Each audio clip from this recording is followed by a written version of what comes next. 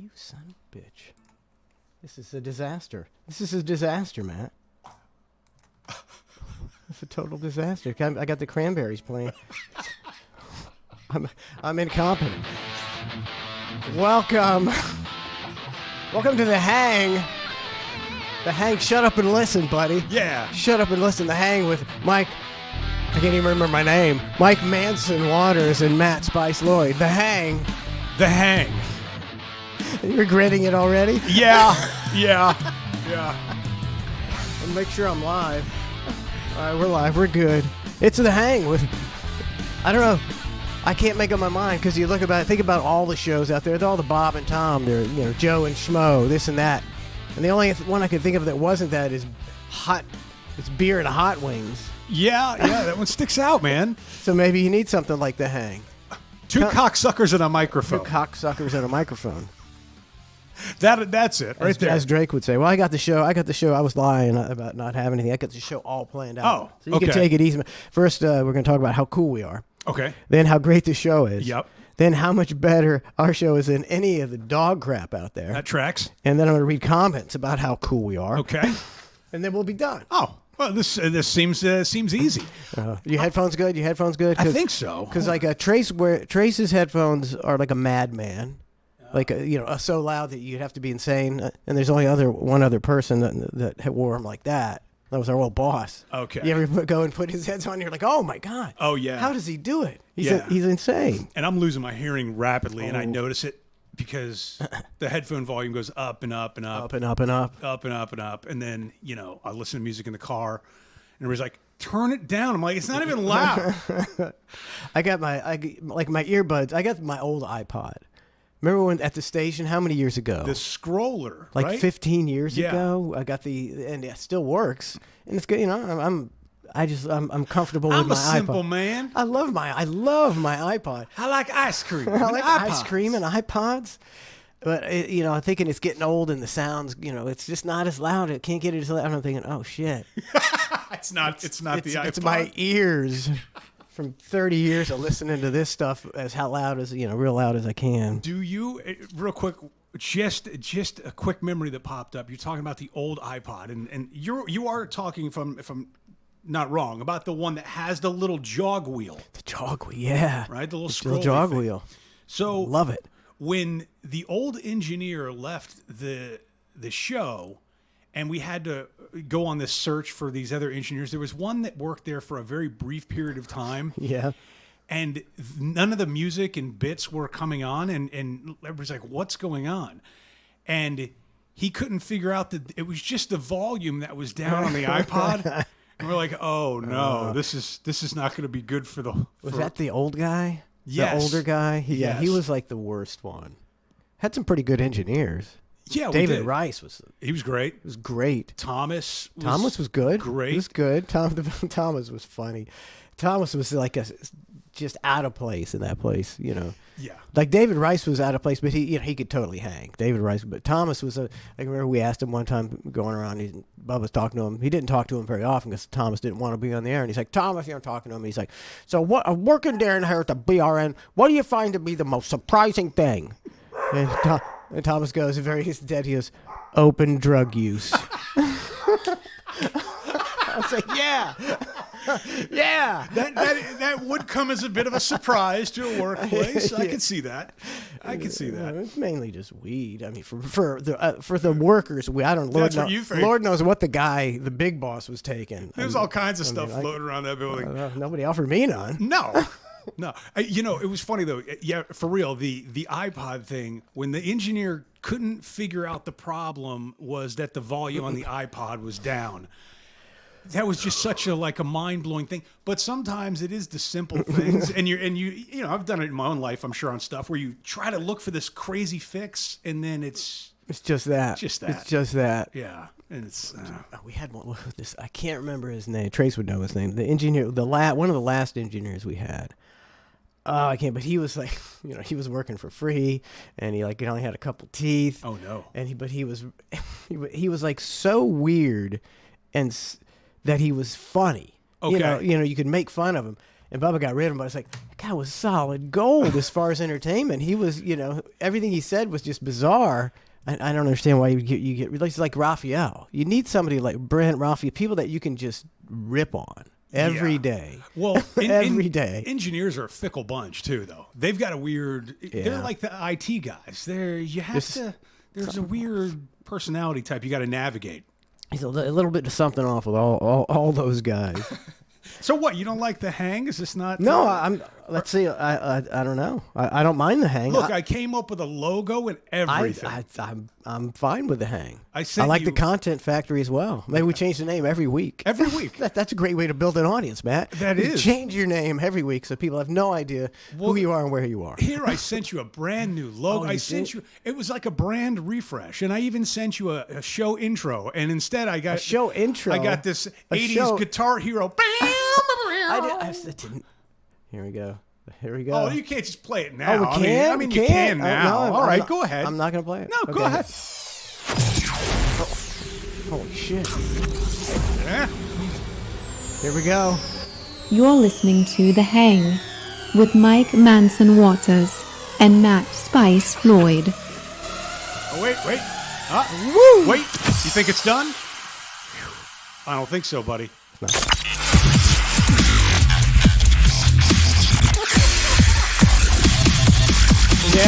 Yeah. Wait. Nope, not yet, buddy.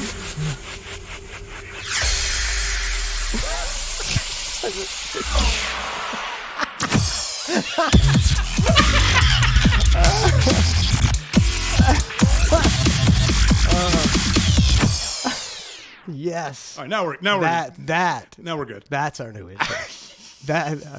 Sorry. Just beating it into the ground. The sound effects. You're listening to The Hang with Mike Manson Waters and Matt Spice Floyd. Hell yeah.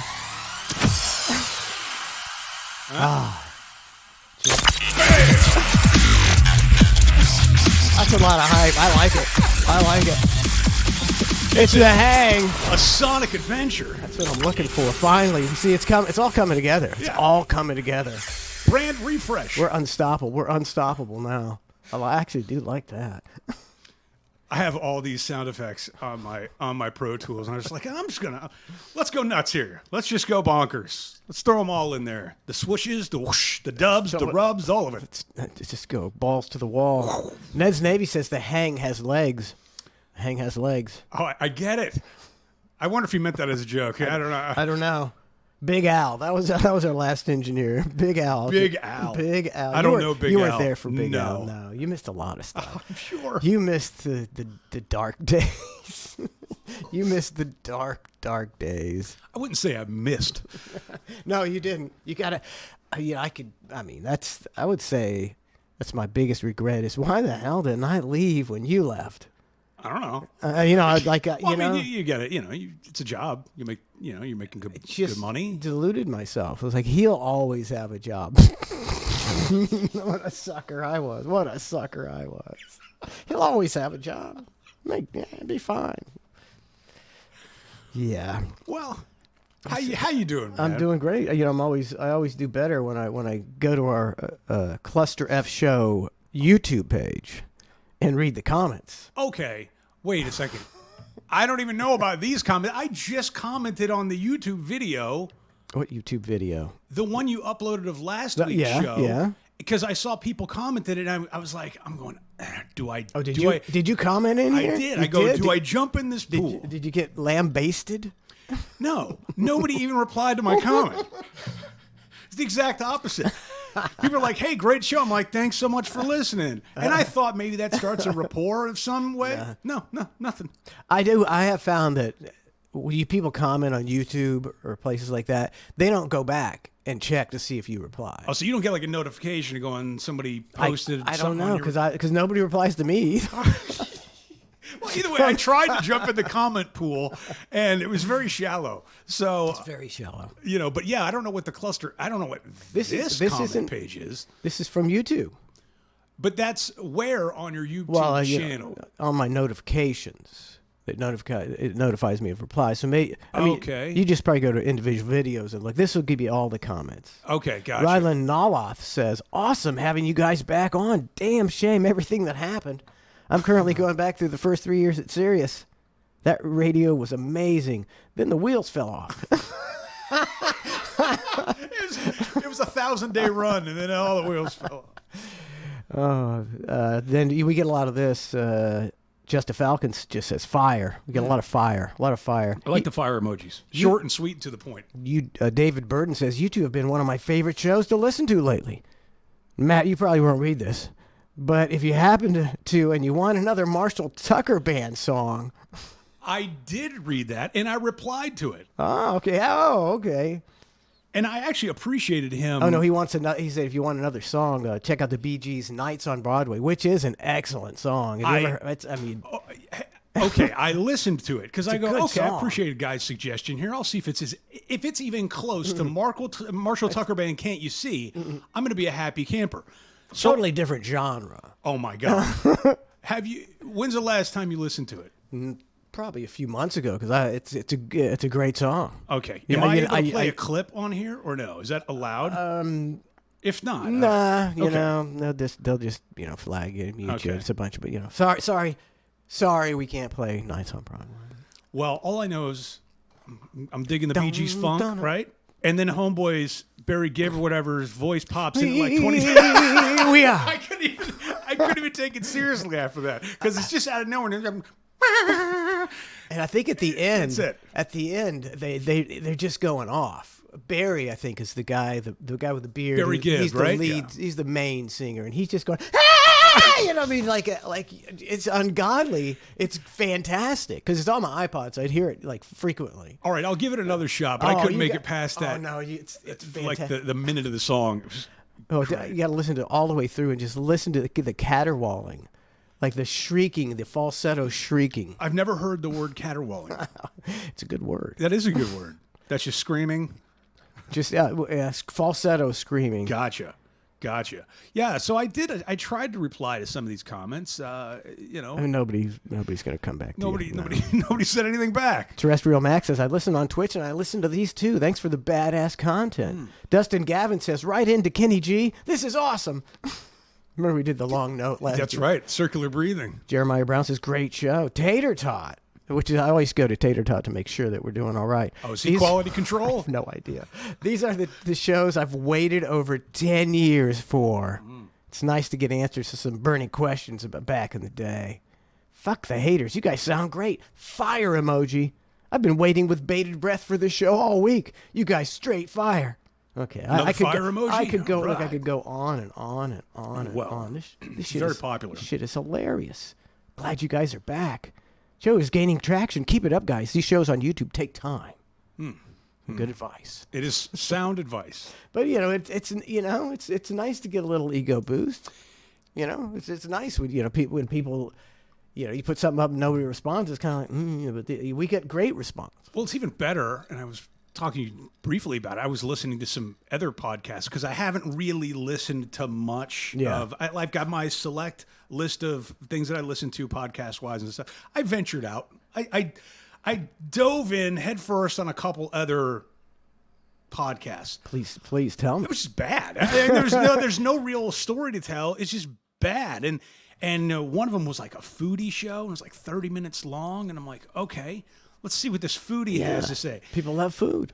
But it was just god awful. It wasn't even. But then it was only 30 minutes, and on top of it, they were struggling to get through 30 minutes. I'm like, we could breeze through 30 minutes. That's nothing. It's nothing. Zero. I mean, it's cake. No, you see, I don't think the average person even knows. See, you and I grew up listening to radio and listening to everything's tight, everything's professional, everything's good. Got high quality content and talent. Now any schmo just goes in there and talks about food, and it's slow. I mean, And they sure are. Or you've got these celebrities that are getting signed to these podcast deals, and they sound terrible. I have no idea what they're doing. No, it's very strange. It's a weird world we're living in. And we were, like the show where we were on, it was a really good show, but I don't know any other show that was as fast. That show was like, if everybody, there was never a dead second of air. It was fast paced, fast moving, and so that's how I freak out when I'm like, if I'm doing cluster F and it's like all of a sudden like 2 seconds, I'm like, fuck. But I think if you listen to podcasts, there's a lot of that. It's a ton of pregnant pauses. And with that being said, I probably could take a lesson of that, because it's like, what are we rushing for? Man, what are we rushing for? We don't have any commercial breaks to get to. We don't have 8 songs an hour to play. Maybe we just relax, guy. It's hard to get out of that radio mentality, because I'm always like, I should be reading the chat, and I'll be doing that in your head. I'm all here by myself, and I'll be going, and I'm like, yeah, let's take it easy. I'm gonna go. I'm looking for something. Deal with it. Yeah, it's hard for me to do it, but I'm trying to get better at that. But I'm just like, let's I know what you mean. Yeah, you want to fire on all cylinders. All cylinders. Yeah, I get it. Yeah. But like I was thinking, I was thinking, like, I don't have a lot of hobbies. And I don't have a lot of interests. I'm a pretty simple guy, like I always say. And I was thinking, what is it? It's like, oh, this is what I like to do. What I'm doing right now is one of my favorite things to do. And so I get it, like Howard Stern. If I could have a Howard Stern deal where you work 3 days a week and you're paid big bucks, and then you take 2 months vacation a year, that's not even working. That would be like, I could do that till I was 80. I get now, because that's probably, it's his passion. He don't need to do it at all. Yeah. But if you can work 3 days a week, get a 4-day weekend every week, that's a dream job. And the best part is people are mad at him. Like, how could you do this? Like, if your company said that they'd pay you X amount of dollars and you only had to work X amount of days, you going to show up to the office on your day off? I doubt it. Nobody. Nobody in their right mind. Like, who would you? Who could blame anybody for taking that deal? 4-day weekend, Matt? Yes, please. Hell yeah. It sounds great. Yeah. That's what I want to do. I want to make millions of dollars and work 3 days a week. I've finally figured out what I wanted to do with my life. I mean, I tried to win us that Powerball, dude. Came up about 6 numbers short, I think. 6 numbers too short, Yeah. just like me. It was close. Sorry. I have to do my periodic TikTok check. Oh, how are we doing with the TikTok fame? Wild Turkey Nights, which is the one that blew up 2.9 million. Last week when I was here, is at 1.4. 2.9 now million. it's at 2.9. Now my Jelly Roll parody, which I put up 2 days ago, 189,000. That's pretty good for 2 days. Okay, so Pretty I asked my daughter, and I don't want to bring you down here.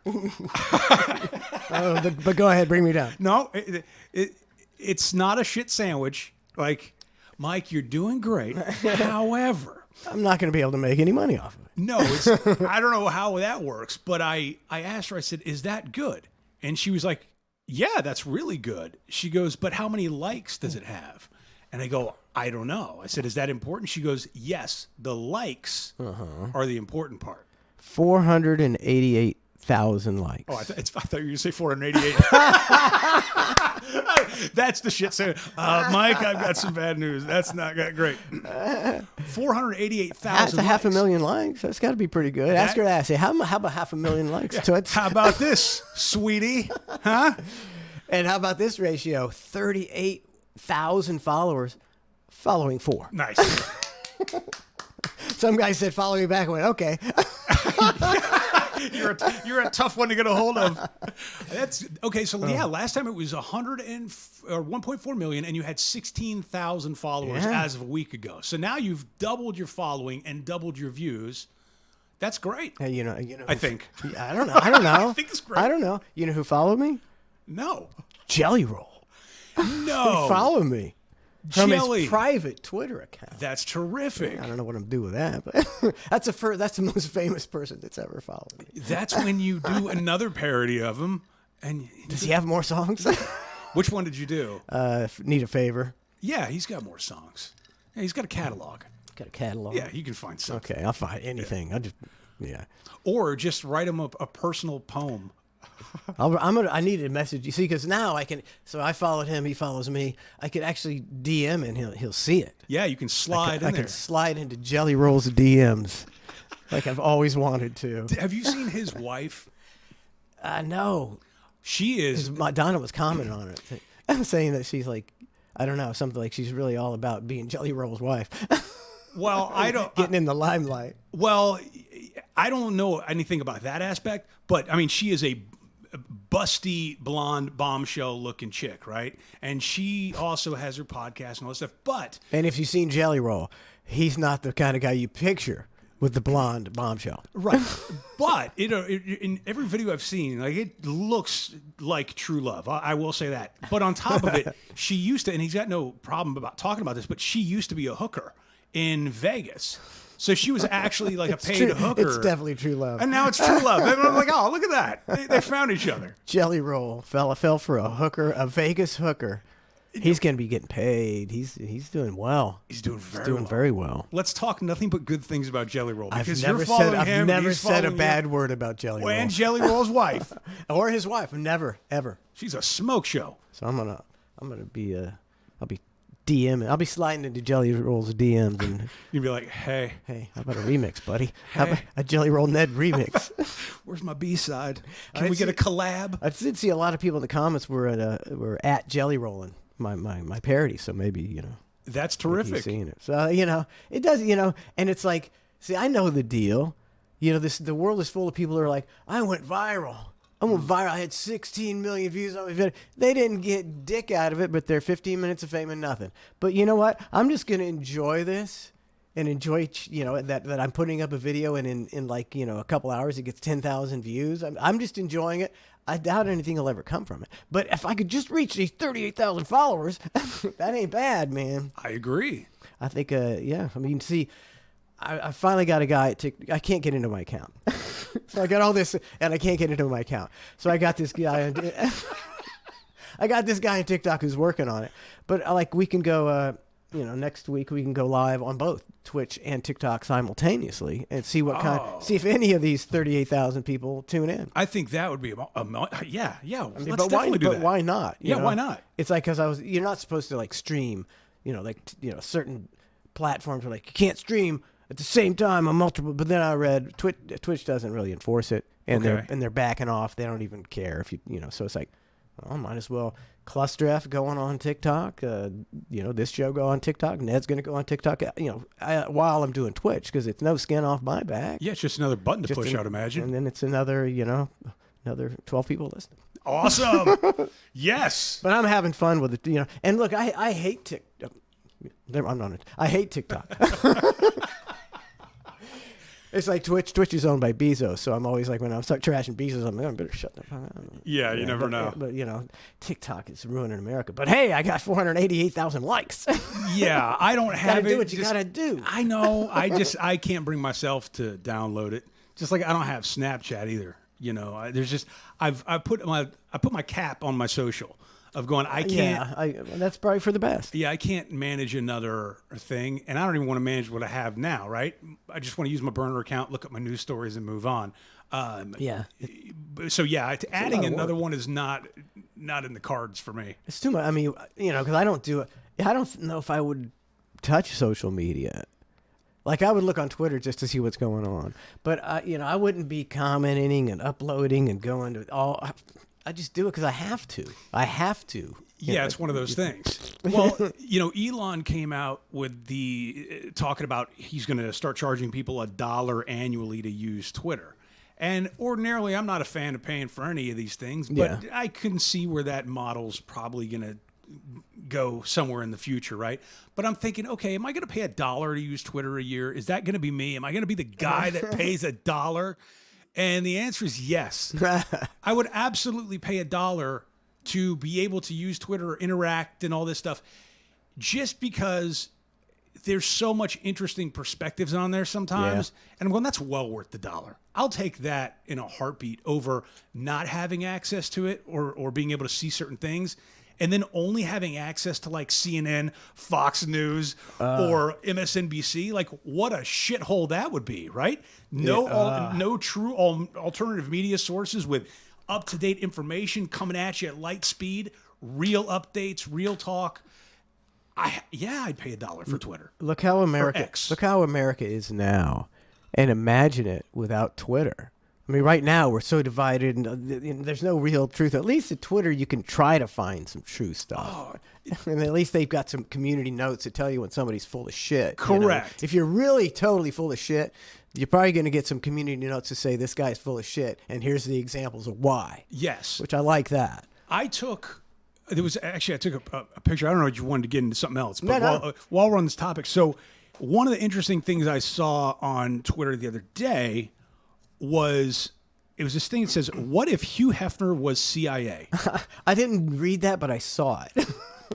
I stopped and I go, "Oh, damn!" And they basically they're saying like, was Hugh Hefner like Epstein? Okay. Yeah. And I never even thought about the comparison there. I just never did. But it has a couple things here. It says, Hugh invites over celebrities and politicians. Yeah. Hugh Hefner offers them something younger. Hugh offers them a safe space to do it in. Yeah. Hugh tapes encounter. That sounds familiar. Weirdly familiar. Sends tape to Gawker. I mean, it sends tape to CIA. CIA has person by the balls for life. And I started thinking about him going, oh, dude, that's deep. Epstein, because he was so vilified when all of it came to light, and they started going back and saying, okay, well, who's been to the island? Who was on his private plane? All this. Well, you go back to the Playboy Mansion. It's like, who hasn't been to the Playboy Mansion? Because that doesn't even have the stigma of Epstein's Island. No. There's no stigma. It's like, yeah, he's going to the Playboy Mansion. Playboy Mansion's just a party house, man. Everybody goes there. All the celebs go there. Yeah, and That's an interesting. That could be just some guy. Somebody just trying to get some clicks with a great theory, or it could be 100% true. But at least it made me think. Like, that's something I would never hear a story on CNN or Fox News, or they wouldn't even approach that subject, right? But at least I like the thought starter of going, oh, dude, maybe they were sort of similar. Like, who knows? The thing with Epstein is, though, all those people who Epstein had shit on, there's no repercussions because it's still not out in the public. There's still, there's no definitive witnesses and people going, yeah, Clinton was on Epstein's Island and he was screwing 16-year-old girls. But couldn't you make the same argument on some level about the Hugh Hefner, the Playboy Mansion? Like, let's say you're a politician, you're whatever, and maybe the girls aren't 12 or 15 or 16 or something like that. They're old enough, right? They're of age, but you still don't want that encounter being heard about. I mean, if you're a rock star, if you're Fred Durst or something like that, or back in the day where they used to party and Kid Rock and all that, you don't care. Yeah. But if you're somebody that does care, the Playboy Mansion's it's. And I think that could definitely be true back in the day.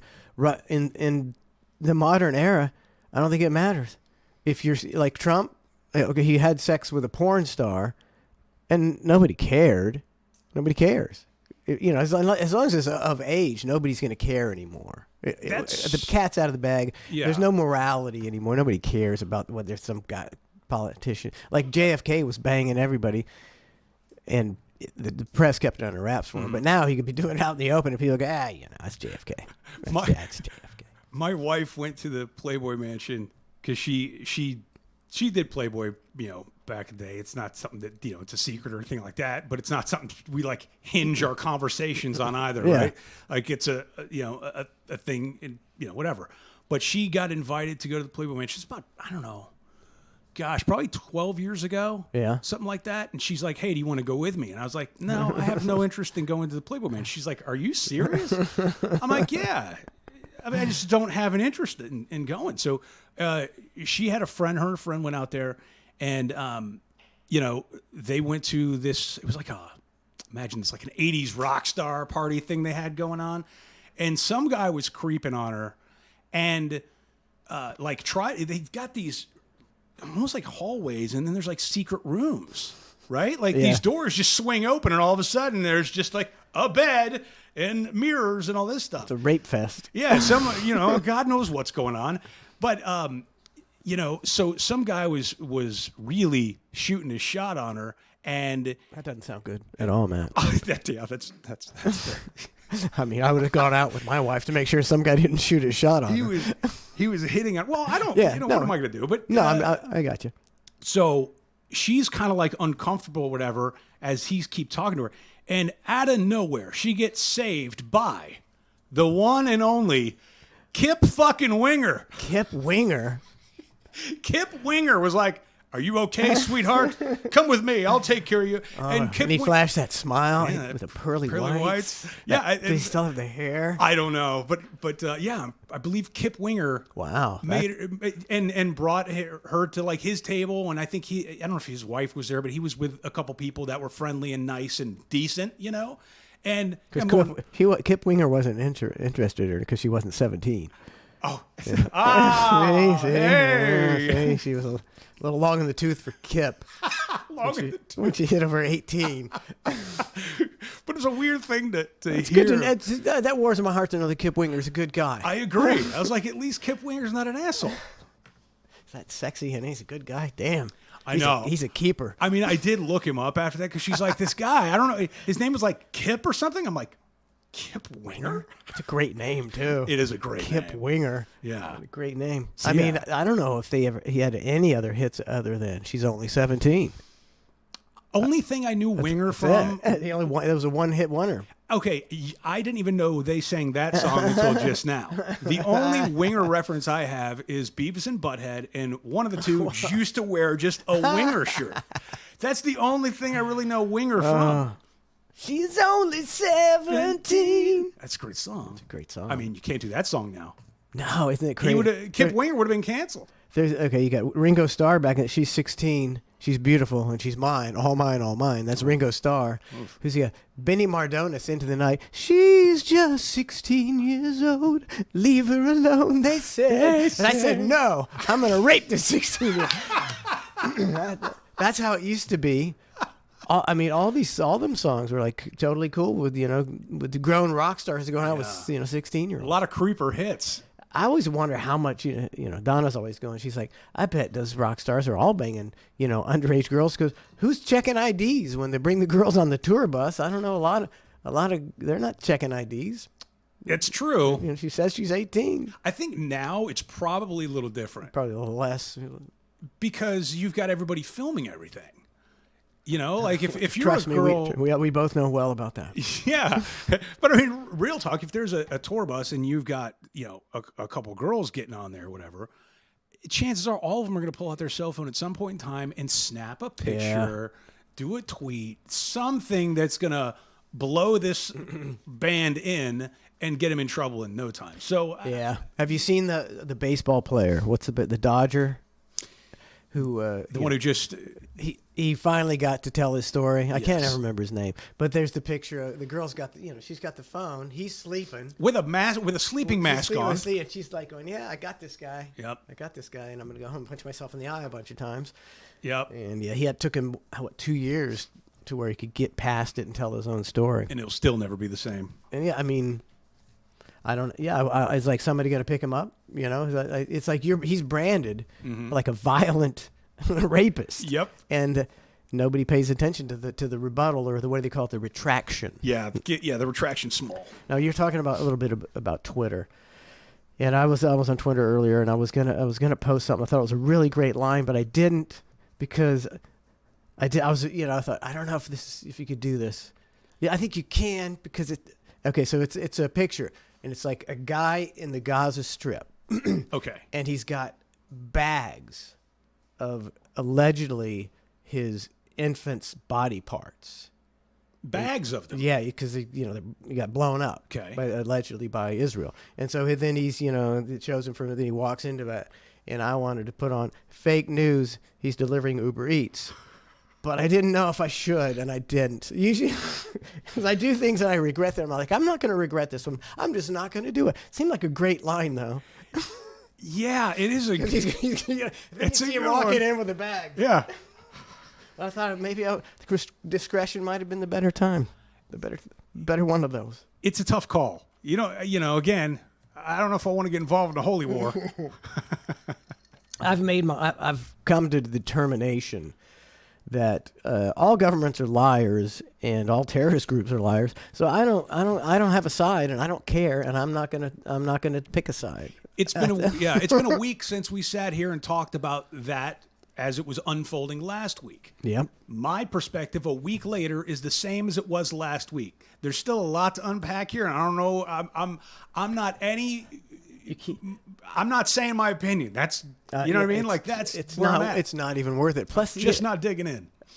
everything is so fake, and the Gaza, the Israeli did it. The Israelis, we would never bomb a hospital. Well, I don't believe my own government, let alone governments overseas. So here's all I know is Vlad is just letting us know about our aircraft carriers out in the when we move them in close to Israel. He says, he said they just moved 2 aviation groups into the Mediterranean Sea. I want to say, this is not a threat. What I'm going to say now, that sounds like Donald Trump. This is not a threat, what I'm going to say now. But what I'm going to inform you about is this. On behalf of the Russian Air Force and Russian Space Forces, on an ongoing basis, patrols in the neutral zone. Come on, spit it out, Vlad. Of the airspace in the Black Sea, and our MiGs are armed with Kinzhal missiles, which are hypersonic missiles. And they have a range of 1,000 kilometers at Mach 9 speed. So here's what Vlad is saying right here. Yeah, read between the lines on that one. Here's Vlad's, guys.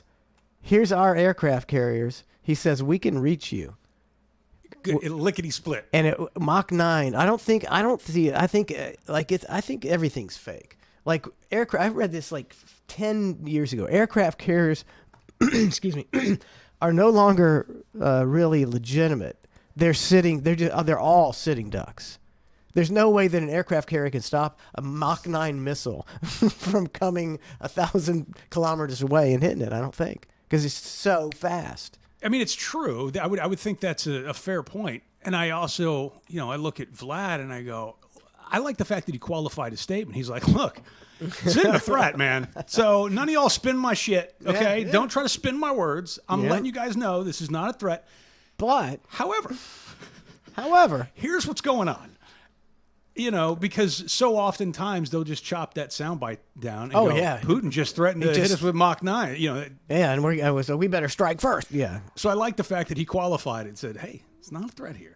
I will say, along those lines, I was talking to somebody I know who's in the know regarding aliens Yes. and UFOs. Mm-hmm. Man, he's seen them. Seen the actual... He saw a UFO. Oh, he's... Hasn't seen the little like Mexican a aliens. captured UFO, or just seen one? Up in the air. He had an incident, let's call it. Yeah. And he was flying in a... Okay, so he's in like a jet fueler, okay? Yeah. He's in one of those that are flying... Like a refueler kind of deal? Exactly, okay? So he's in this thing, and all of a sudden, this like balloon thing is coming by him, right? But they're in another country, okay? So the air traffic control that he would have to report it to, like, they don't speak English very well, right? Yeah. They can get through it, I guess, but it's going to take a lot to make that happen. So he tried to call in to them and let them know about it, if I'm getting the story right, and they just didn't really have any interest in it. So he's like, all right, I'm not even going to mess with it. But he was seeing this thing, and he wasn't the only one that saw it. Others on the plane saw it. Another plane saw it. Like, it was independently verified by a couple different folks. Well, you fast forward a couple months, they get called into a meeting with the feds, and they come in there and go, hey, just so you know, if anybody sees these things, we need you to report it to us immediately. There's been some... And they wouldn't really give too much more, but, detail to the pilot. And my guy goes, I've seen one. Are they balloons or like what's going on here? He goes, son, listen to me. He goes, you ever seen a balloon? He goes, how fast were you going? He goes, like Mach 1 or whatever. He goes, you ever seen a balloon fly Mach 1? He goes, oh, damn. And because, yeah, if they're going that fast, you'd have to have a balloon that would be going equally as fast, if not faster, right? fast balloon. It's traveling. Yeah. Maybe the air was coming out of it. It's just shooting super fast. But either way, it was at that moment in time where he was he's now convinced like there's definitely something out there. See, now, I certainly believe, there could be, it'd be ridiculous to think there weren't. But they may not have come to our planet. The universe is, unbelievably, it's infinite. Mm-hmm. It could be our own stupid government that's got this, technology comes along, you got the prop plane, then you got the jet, and the jet came along in the 50s, like early 60s, 50s, the jets, and then that's it. We never got any better. Or do they have stuff that you can't even imagine? Well, we did get better with drones. No, yeah, but that's not like different technology. I mean, it's different technology. Like the jet engine was You mean it. like from propulsion Yeah, perspective? that's it. Propulsion, jet engine, and that was 70 years ago. 70 years ago, we haven't improved on the jet engine. Or is on Area 51, they got all kind of shit. Yeah. Or are there aliens and they crashed and they got the spacecraft and they reverse engineered it and everything? I would like to think that's where it's at. I don't even know. I don't know which is better. And The reverse engineering thing sounds like the most likely scenario to me. Or are we smart? What's this reverse engineering? Like you get something that's so foreign to you, you don't even know what it is. And you're like, well, let's reverse engineer it. Yes, and then you have these different, you compartmentalize everybody into their own little section, their own little area, so nobody knows that anybody else is working on it at any given time. And then they're all working on their separate projects, and then they're all coming together, and then it's slowly pieced together, but nobody knows it's actually been truly, fully reverse engineered because they were just working on sort of a small aspect of it. All I know is that we need to stop trying to find life beyond our planet, because in every case on the planet Earth where we have found a society that's less than us, we have wiped it out and enslaved it. So why do you think that somebody... We've got a winning track record. So if somebody comes here and they look at us, they look at us as we would look at cockroaches, perhaps. Because they're so far, they came from a billion light years away. Yeah. They're so far advanced that they look at us and they just squash us like bugs. Do you think twice when when you're squashing a mosquito? Because it's so much less than you. No, I hate mosquitoes. I'll squash that. There you go. I have been known to save a cockroach lately. I save stuff. I do too. Like for some reason, I've been saving things more than I used to, and I think it's because my family's like, don't kill it. Yeah, it didn't do anything to you. It's always the family. Yeah. What did the cockroach do to you? He's just being a cockroach. I'm like, damn it. All right, give me a cup and a piece of paper. Let me see if I can slide this piece of paper underneath the cockroach, put the cup on, and then bring it out front where I know it's just going to come back inside. I kind of draw the line on roaches. I'm not saving roaches because the family, Donna will not let me save a roach. I'll save the spiders and other things, but not the roaches. I mean, mosquitoes, that's non-starter. No, I don't know who anybody. I'm going to catch this mosquito and let it outside. But mosquitoes, no. Mole crickets. Yeah, do you know what a mole cricket is? I do. Okay, so my dad... Like when I was younger, I'd always see my dad. He'd be like out in the garage. We'd see a mole cricket. And he's like, and it was like he was a serial killer. He's like smashed it like 1,000 times. So I was like, why does he hate these mole crickets so bad? And then I got a lawn, and I was like, and now I see fucking mole cricket. Kill that fucking mole cricket. Carpenter ants. I've got a lot of carpenter ants, and I hate those things. Are they the big ones? Yes. Yeah. I don't even know if they bite. Do they bite? I think so. Either way, they look mean. I will smash the shit out of some ants and mosquitoes. Ants, mosquitoes. I used to set ant nests on fire. See, that's what an alien would do to us, just to watch it burn. Look at a man burn. I used to hate bats, and I never even knew why I hated bats. It was just for some reason you grow up and you think bats are bad, right? You just go, oh, bats. Oh, they're all blood-sucking vampires, and they're gonna, They're not attractive. See, and then I have a bunch of mosquitoes, and I've got all these bats in my backyard that come around and around sunset every night, and they come around, they eat the mosquitoes, fly, and they swarm me. I'm like, these bats are all right. They're awesome. Bats are awesome. Bats are great. I got some living in one of the columns out here. And you can like, sometimes you can be walking and you hear, they're making bat noises. Yeah, batting around. It's just full of bat shit. It's just full of, the whole column is full of bat shit. I have a bat house. We had one, but we never put it up. I don't even know what it looks like. It was already there when we got the place. Is it full of bats? I have no idea. It's got to be 30 feet in the air. So Yeah. I don't even know what's up there, what it looks like, what they're doing, how many are there. Hellhole.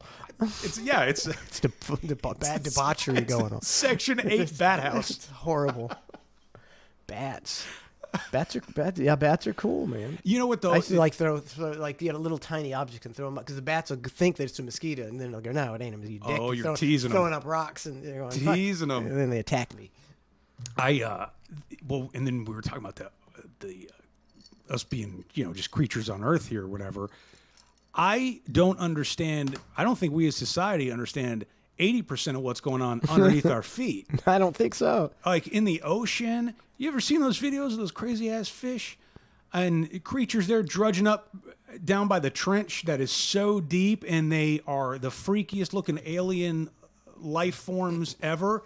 And everybody's going, yeah, we just found a new species today of, we don't know what this thing is. I mean, you'll have a big like a fish they found 16 miles below, and it's got a light. Yeah. And it's got a light that comes out of its head, and the fish comes and then it eats the fish. It's like, what the hell is that all about? We have no idea what's going on beneath us. Well, thank you, because I always argue about Trace with this.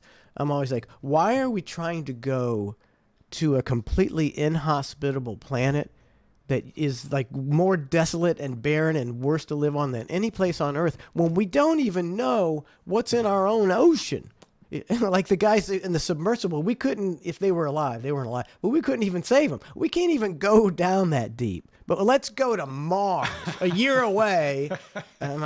Well, it's true. And it's also, nobody seems to have a keen interest in going that far beneath the surface of the ocean. Why not? Occasionally, you'll get somebody with a hair up their ass that goes, I'll build a submersible. We'll take it really deep, but we'll only be able to take it down there for a few hours before we've got to come back up. Like it's not expeditions, right? I mean, you've got SpaceX launching these things and they're going to the International Space Station and docking up for 3 weeks at a time, a month at a time.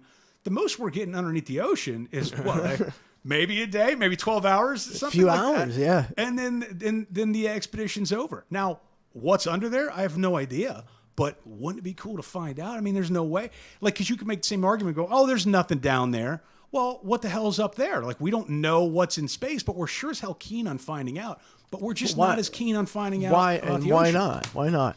I mean, I don't know. If you drive from here, say you're driving to Georgia, you'll be for the first time you're really surprised that like there is nothing but forest. Mm-hmm. You think that there's so many people in the United States, 330. There's nothing but land and land, and the ocean is 75% more than that. Yeah. We don't know dick about the ocean at all, and we're not trying to find out about it. Not trying to find out. But Mars, on the other hand. Now, with that being said, space is sexier. Oh, it's very, yeah. It's way sexier. Nobody. I guess that's what it is. Occasionally, again, you'll scroll by a new fish they found or something like that, and you go, "Ooh, that's weird looking." Ew. But if they'd found out up in space, if they'd pulled that thing out from outer space, and said, "Hey, we found this creature in space," Oh my God, people would go nuts. it'd be like, "Oh my God, it's an alien!" But we've got these weird alien-like creatures underneath us, and we don't know anything about it. Or maybe that's where the actual aliens go, because that's this, There is that argument. Yeah, that's why we don't look for them. There is the old Antarctica argument. The more I believe, the older I get. I mean, as you can see, nothing in the news is real. Everything is such lies, and then you think, wow, history's all a lie. Yep. So I don't believe in the moon landing. I don't believe in anything. None of it. I don't believe in nothing. I don't believe George Washington chopped down the cherry tree. I don't believe anything. What was the reason for the cherry tree? Well, everybody knows that's a lie. That's just a story. He chopped down the cherry tree. Didn't he never tell lies? No, and he Is said, he also the one that never told they a said, lie? who? Yeah, he said, who chopped down the cherry tree? And he went, I cannot tell a lie. It was I. It's the biggest bullshit story ever. So I don't believe anything. We didn't go to the moon. Well, you should be president then, sir.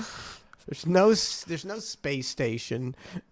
There's no There's space no station. Space station. Oh, now you're getting off the Preposterous. rails. Preposterous. Now you're just stirring it up. Preposterous to even think there's a space station Now you're stirring it up. going around the 23,000 miles an hour. So much space junk. Boy, I hope none of that space junk. There's a trillion things of space junk. You hit one pea size hits the space station. They're all done. It ain't true. It's not. It's all a lie. Everything. Wow. Everything. Emerson Johnson isn't lying. He subscribed. No, he bought it. He gifted a sub to Sparky 413, buddy. Emerson Johnson. Emerson thank Johnson, he's all-time sub king. He's gifted, I believe, over 1,000 subs. He's you. Are you serious? a Navajo. That's pretty cool. They're good people. Oh, he's actually a Navajo? No, he's actually. It's I like, believe he's is a that some Navajo. sort of subscriber level that you have to? No, he's an actual Navajo. Once you subscribe 1,000, you're a Navajo. You're made for the Navajo Nation. You get Navajo status. So we appreciated Emerson Johnson. Wait, who else is here? Terrestrial Mac subscribed for 28 months. Thank you very much, Terrestrial Mac. You were talking about the, not trusting anything, and obviously I don't trust the government more than anybody. And I showed my, You've been through the ringer. yeah, yeah. But I was like, I was on Amazon scrolling around, and I was like, I like this doormat, and I was like, I'm gonna get this doormat. And my wife's like, don't do that. Don't get that doormat. We're gonna look like idiots and trashy people or something like that. I'm like, I'm getting the doormat. Yeah. So Yeah. it's a fancy doormat. Fancy doormat. And it just says, come back with a warrant. So I kind of like that. it's Kind of like it. I think that's going to send the wrong message to the people that are at your house with a battering ram and saying they have probable cause. they can come back They with got a warrant. your warrant right here, buddy. Look, boom. there it is, Boom. right on my doorstep. Did you get of it? my You house. got it? I got it. You got to send me that. It got delivered like 2 days later after I ordered it. It was almost like that immediate satisfaction of shopping and almost having it there in time. I got it home. I was like a kid on Christmas. I opened it up. She looks at me. I go, can I put it out front? She goes, no. I go, please, can I please put it out front, please. So, yeah, it's out there for now. I don't know how long she's going to let it Nice. remain out there. I like that. But That's a come good- back with a warrant. Because I see, I deliver flowers a lot. I see all these doormats. They're all stupid. That's a good one. There's a bunch of clever ones out there. That's forget children's books. Doormats is where the money is, man. Big Doormats. we can take over Big Doormat. Big doormat. Here you go. I got let's see if I got this. Have you seen this guy? Doesn't look familiar. Okay. This is just so this is a Canadian politician. And the guy with the apple. Okay. And the guy in the hat is a journalist. And this is how I'm never going to talk to anybody else again without eating an apple. This guy just owns the guy so bad with his apple eating. I'm telling just On the topic, in terms of your sort of strategy currently, you're obviously taking the populist pathway. What does that mean? Well, appealing to people's more emotional levels, I would guess. What do you mean by that? certainly Give me an example. you tap very strong ideological language quite frequently. Like what? Left wing, this and that, right wing. this guy's so fucking cool. This guy's so fucking cool. He's the coolest. He's so unfazed. And on top of it, he just digs in on the same. He's just digging in like what? Yeah. You got an example? I love this. This is Like how what? yeah. This is the way to do it with the apple. It's that type I of almost never ideological talk about. spectrum. I never really talk about left But or right. anyways, a lot I of don't people really believe in that. Okay. A lot of people would say that you're simply taking a page out of the Donald Trump Well, book. like which people would say that?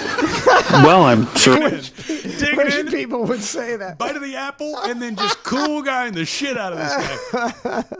Got his glasses and his pinky. This Oh, guy's he's cool. Guy's bad. A great many Canadians, but Like who? Not like who? I don't know who. But Well, you're the one who asked the question. So yeah. Digging in. This guy's great. Oh, you must know somebody.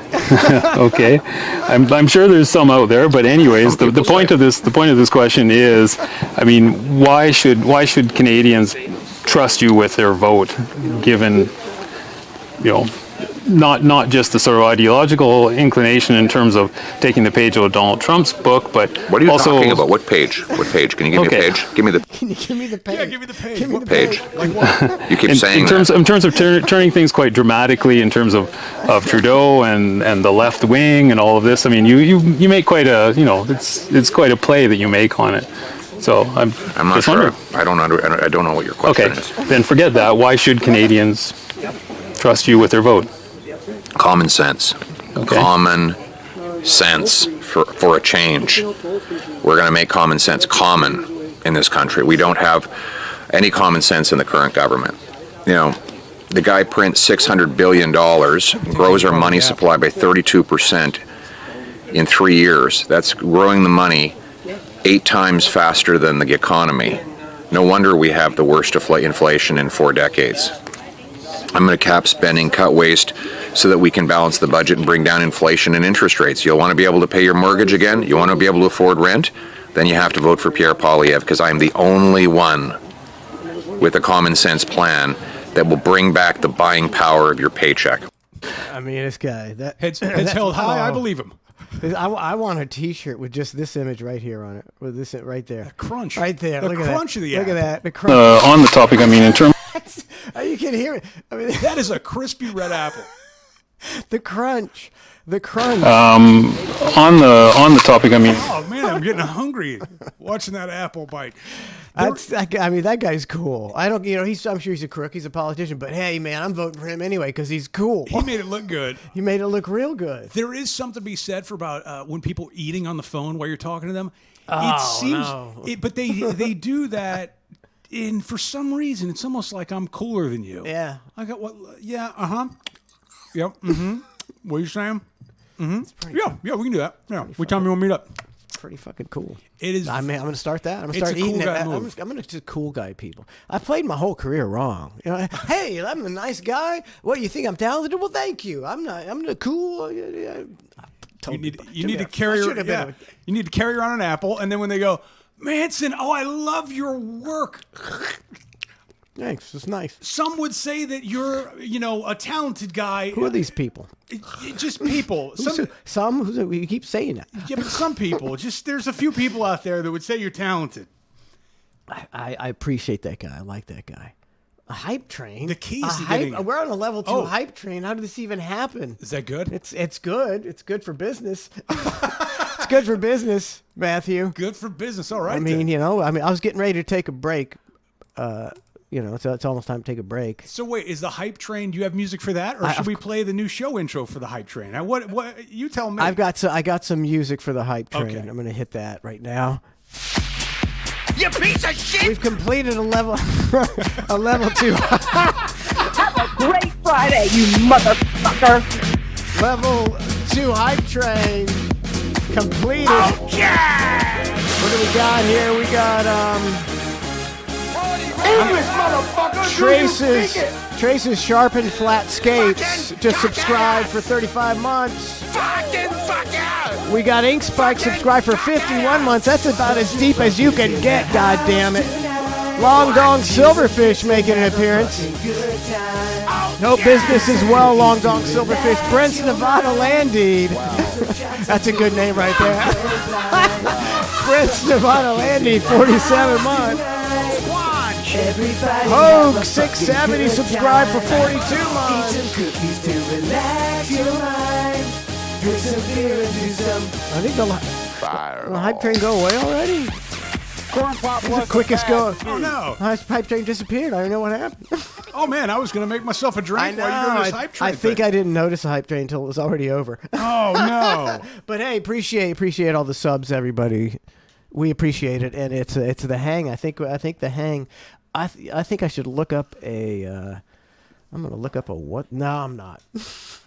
I was gonna look up a what's with that shit, Oh my with that God. shit and play, but you never know what's in those.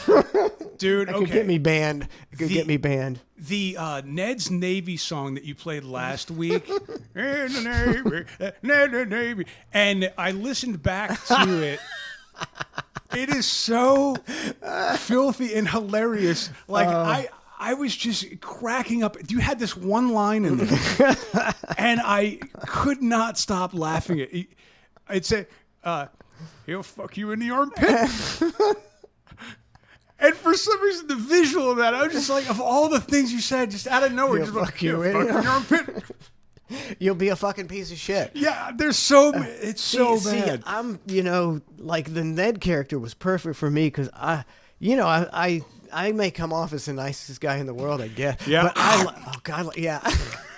Who says you're the Who nicest says you're guy? nice guy? Oh, but I mean that it was so much fun playing a character where you could tell people to just fuck off, Oh, my God. and they would go, "Yeah, thanks, Ned." Dude. And they tell them they're, you know what, you cheap fucking cock fuck shit fucks, buy my hat, Or I'll fuck you in the armpit. or I'll fuck you in the armpit. Oh my god. Oh, Yeah. those were the days. Well, not really. And then I listened back to the show, and I was listening to the song that you played from that band. Was it 5 Times August? I think. Yes. Rock is dead or something. Because when you played it, when we took a break, I didn't really get to soak in the lyrics and things. Yeah. What an amazing song! It was really good. It was really good. I'm gonna play it again. Not now. I don't have it. Well, and then I listened to another one of their songs because, and I It was looked them probably up. shit, wasn't it? No, was it good? It's great. It's about Fauci. It's called "Sad Little Man," and it's so good. And I'm thinking to myself because I looked up the band, and again, I think it's 5 Times August, right? Yeah, it's 5 Times August. Okay, so this whole band's basically on that level, right? That messaging of getting it out there, like Yeah, I mean that's all. It's like those songs are kind of in the same vein. it's like a mellow Rage Against the Machine. Yeah, but here's what I was thinking. Like as we're listening to that song and I'm playing it, I'm going, this beat is good. Okay. The voice is phenomenal. Like everything about that band and that song is great. And you got to give that lead singer credit because he could have written any other lyrics to that song and probably had it be a complete hit. Okay. Yeah. Instead, it's not going to get picked up on radio play, or it's not going to be a major track that people, it's not going to be a crazy, No, it's not going to be a hit. song. It's not going to be a hit except on social media, Small circles. and the certain people who But that's how you know he's got the courage of his convictions, is because, again, he could have put anything to this beat and with that voice and made it a great hit. And instead, he goes, I'm going to stick to my guns and I'm going to talk about what a piece of shit, all these musicians are. I give that a lot of credit. Here's a list of their songs: "Sad Little Man," like you were talking about. "I Will Not Be Leaving Quietly." "Silent War," "Anti-Fascist Blues," "God Help Us All." Where's the new one? They don't have a new one. What was the name of that one? The one that you played, I want to. That was or the Sad Little Man is I was the looking for- Fauci one. Well, let's do the "Sad Little Man." It's pretty good. In fact, the first lyrics will sound extremely familiar to us. Sad little. Let's see. Look. Okay, 535,000 views. That's not bad. It's not bad. I don't know how much money you're making with 535,000 views on YouTube, but I mean, it's no Ned TikTok. but here's "Sad Little Man" by 5 Times August. He's fighting the power.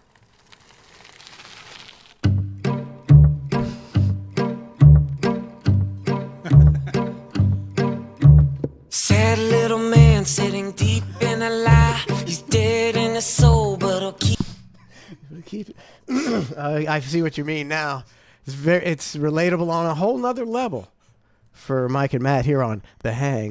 you alive. Do what he says, not what he do. Cause the truth is for him and the lie is for you. Sad little man, but he's treated like a god. As the faithless prey to a fake and a fraud. Oh my God. I don't know. I think we should end the show right now.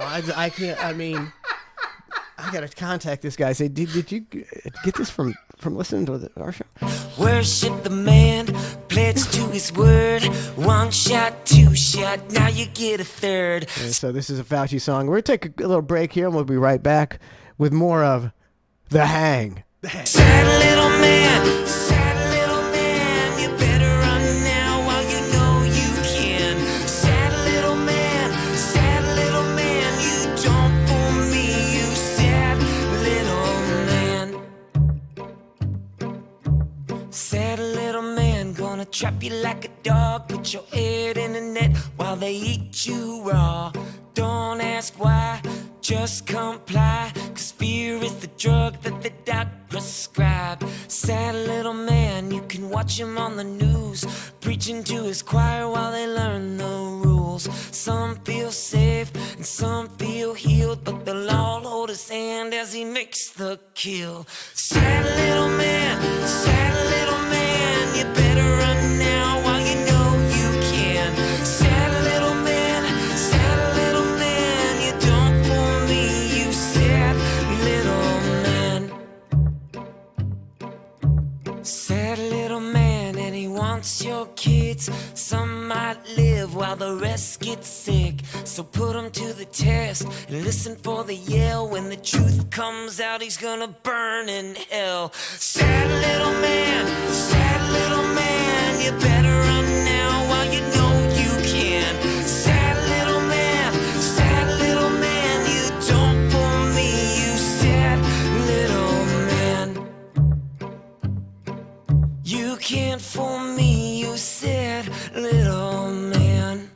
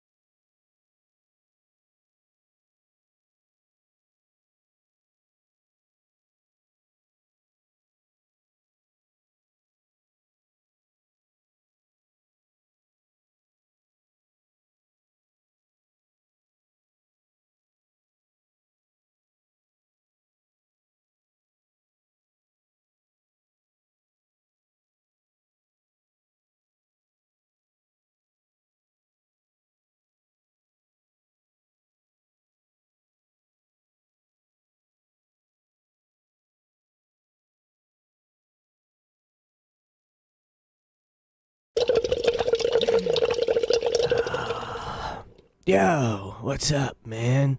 It's time for another edition of What's Up with That Shit? Yeah. Oh, man, I need another hit. Hang on.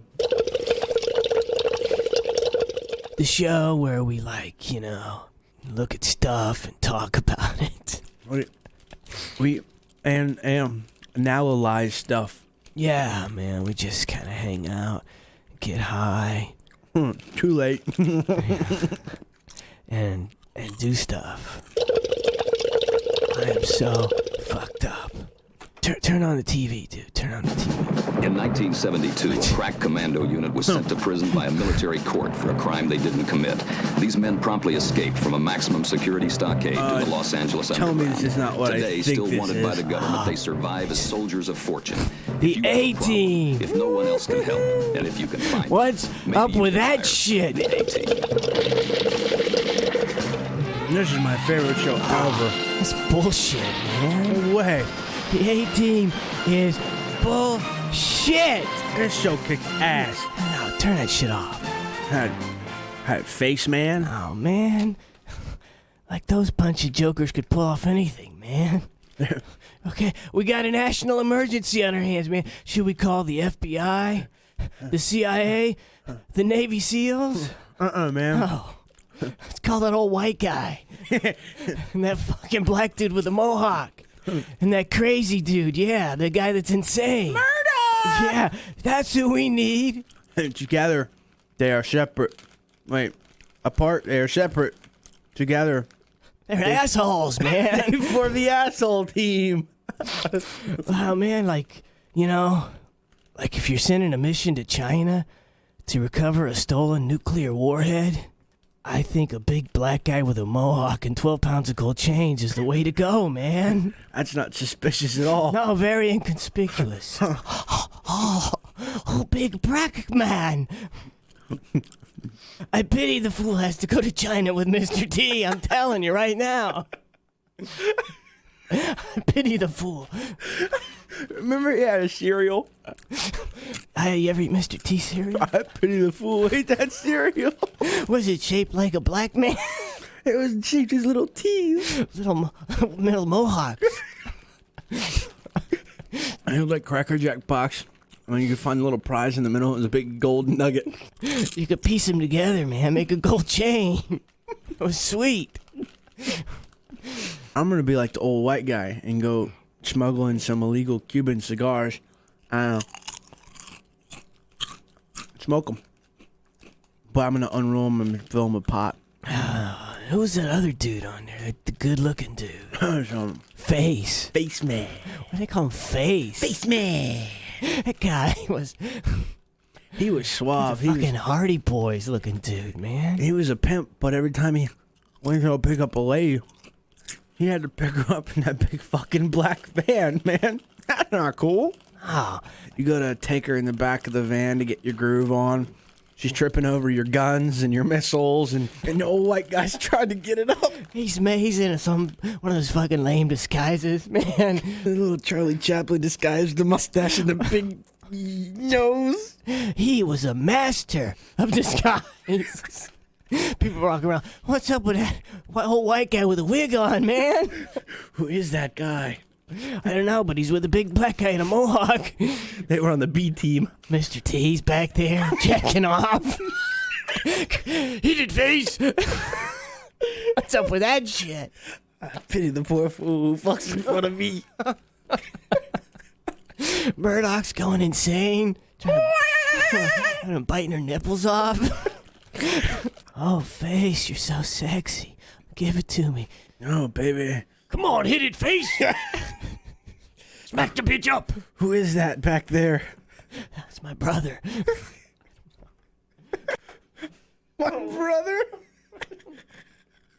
Change the channel, dude. Time to go. Running long as usual. I had 8 more shows I wanted to watch. I'm down with that.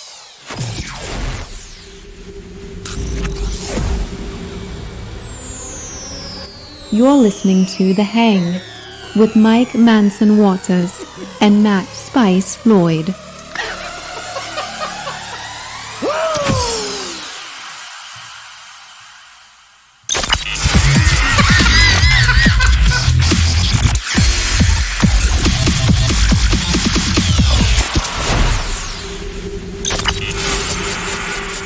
Not yet.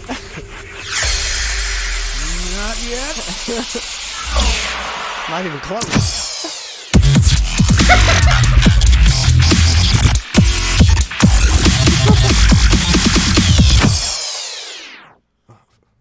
Hello. Oh, I don't know how you thought. I don't even know where you go from that. Well, you got a hot jock out of that one, buddy. I'm telling you. See, just change.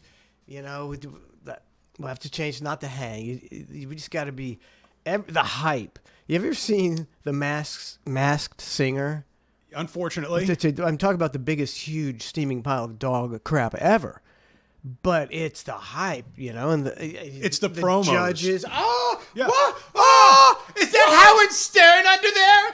And it teases everybody into watching it, and it's like, you know, goddamn well, Howard Stern's not underneath the goddamn mat. You think he's going to do that? You think he's going to job himself out to do that? But you're going to use his name on a promo for the entire season to make it look like there's somebody important under there? That's smart. See, but it's all all hype. And you know, I watched it one time. And then I saw, you know, I was like, oh my God, this is the end of humanity. And then I would play on the show. I would play, okay, let's get the recap. And we would just marvel at just how low we've sunk as a society. But that's what works nowadays is fucking, you know what fucking works, Matt? You know what fucking, a lot of wubs, you know a what, lot of sound effects. You know what fucking works? This works. This works right here. You get the British girl. You're listening to The Hang with Mike Manson Waters How much I had to pay and for Matt that? Spice Floyd. God damn. Yeah. That's, See, that's what. Thanks for tuning in. You are talking to The Hang. We are live on Twitch. Get that hype train going. We are here. We're here until 8 o'clock. We're partying our asses off. Get ready for the dubs and the wubs. Do you know who we are? Do you know who we are? Mike Manson Waters and Matt Spice Lloyd. Tuck-a-buck.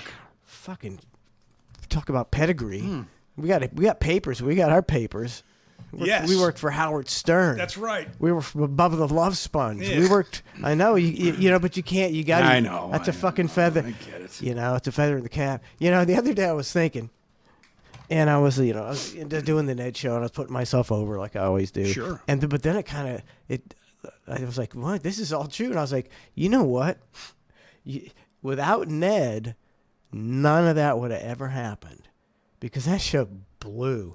That show fucking blew. The first, Now, are you talking about circa like 96? I'm talking about when we started. Okay. No, I'm just talking about when we started. Like I don't remember when Ned came in. He came in like in the first after 9 months or a year. But I mean, it was bad. He had no idea. Nobody really done. I did a morning show, but he wasn't going to listen to me and tell me how to do a show. Right. It was horrible, and it was because nobody knew about it, and it just seemed terrible. And then Ned came along, and I mean, people, everybody, I'm fucking marking out to myself. Well, all the shut the fuck up, man. They It's did the Hang focus with Mike groups. and Matt. No, but okay, but people, whenever people call up and say, "Yeah, man, I love your show, man. I've been listening for 3 years." He's like, how I started listening was I heard this song, and I was like, I got to see what comes on after the song, or I heard this call, It's like, maybe without that. Maybe Howard was a big Ned fan, and we would have been dead in the water after we got fired because Howard only hired us because of Ned. Wow. Boom. Oh, and I got it. Thank you very much. Thank you very much. I'll be here all week. That's perfect.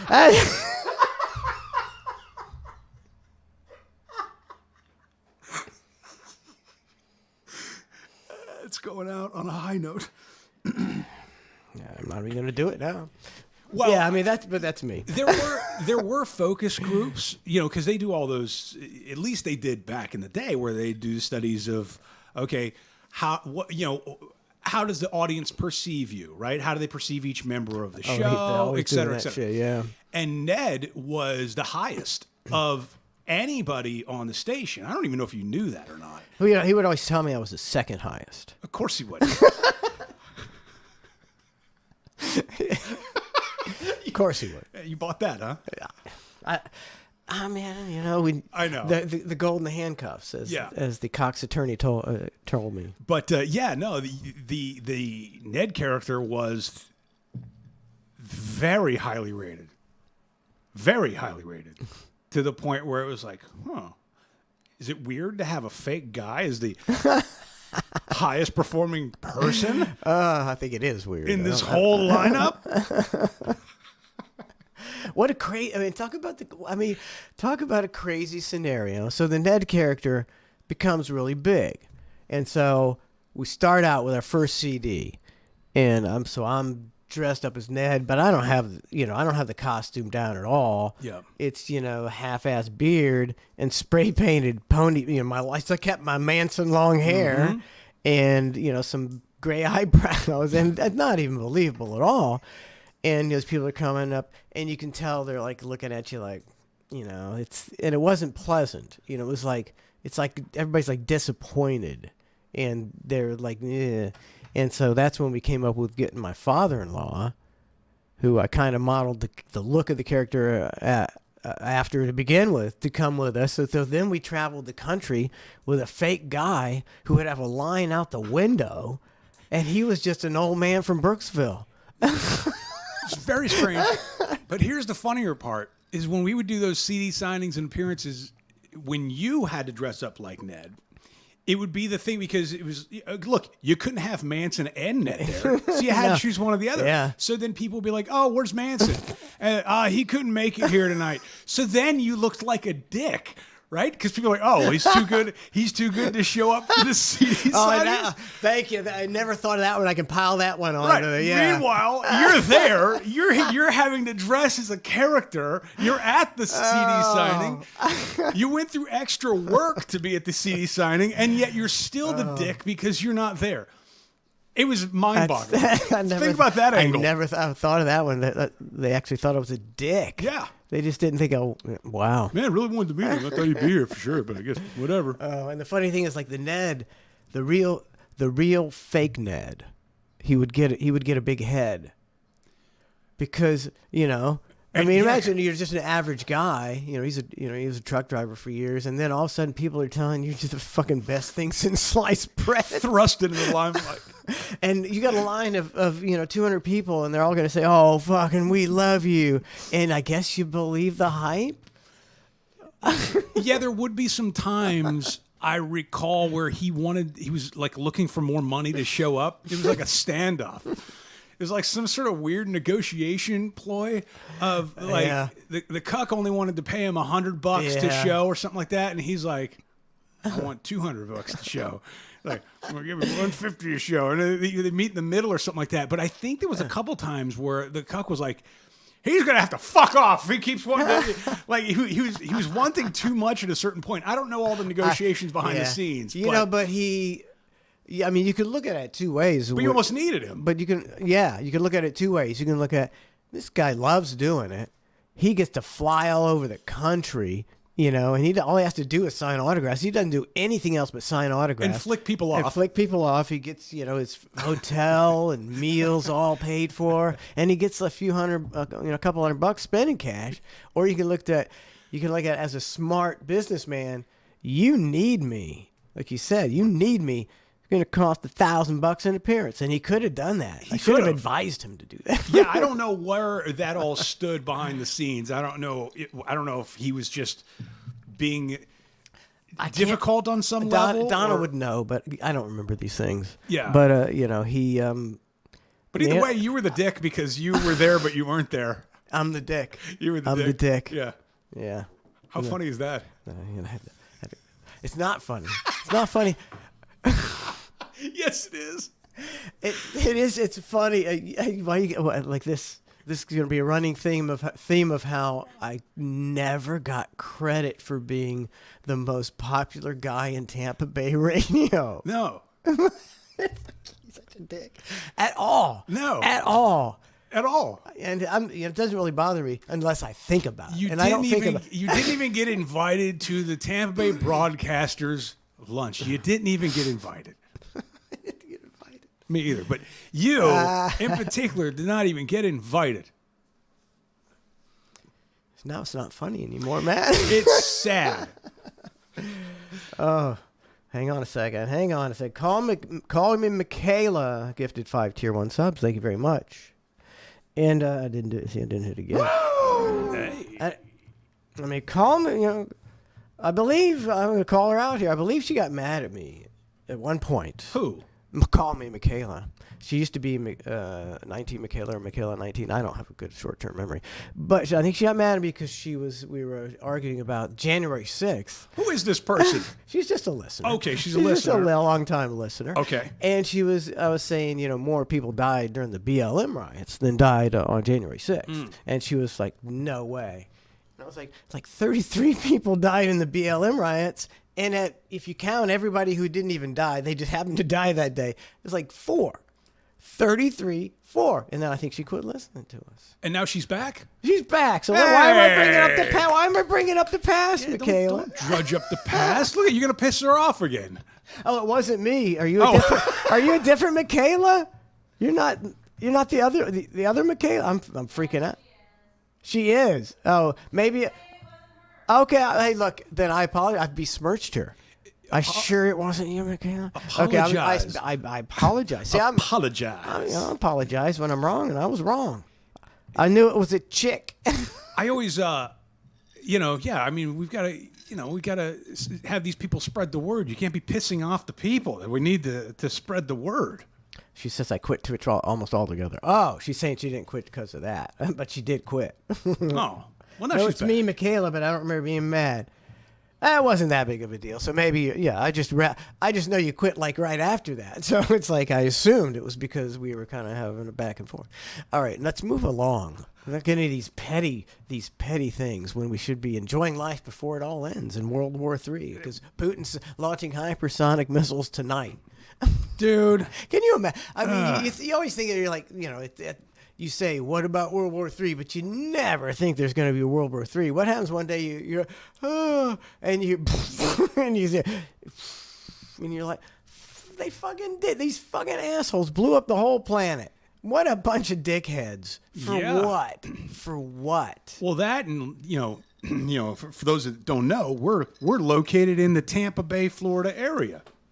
All right, we got MacDill sort of close to this whole joint, okay? Pretty close. Pretty close. But I'll tell you what, when we were moving up towards this way, closer towards you here, don't think for one second that didn't factor in to our decision, because it did. We were looking at the maps of like, okay, nuclear fallout range from CENTCOM or over at MacDill versus what kind of time frame do you have? What time limit do you have?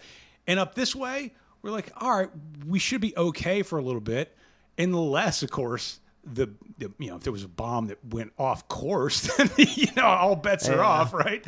Well, I think they'll probably hit Jacksonville. They got like a naval base up there. Okay, yeah. And then I don't know if they'll hit maybe they'll hit NASA, and then they'll hit Tampa. And we got to head to the Panhandle.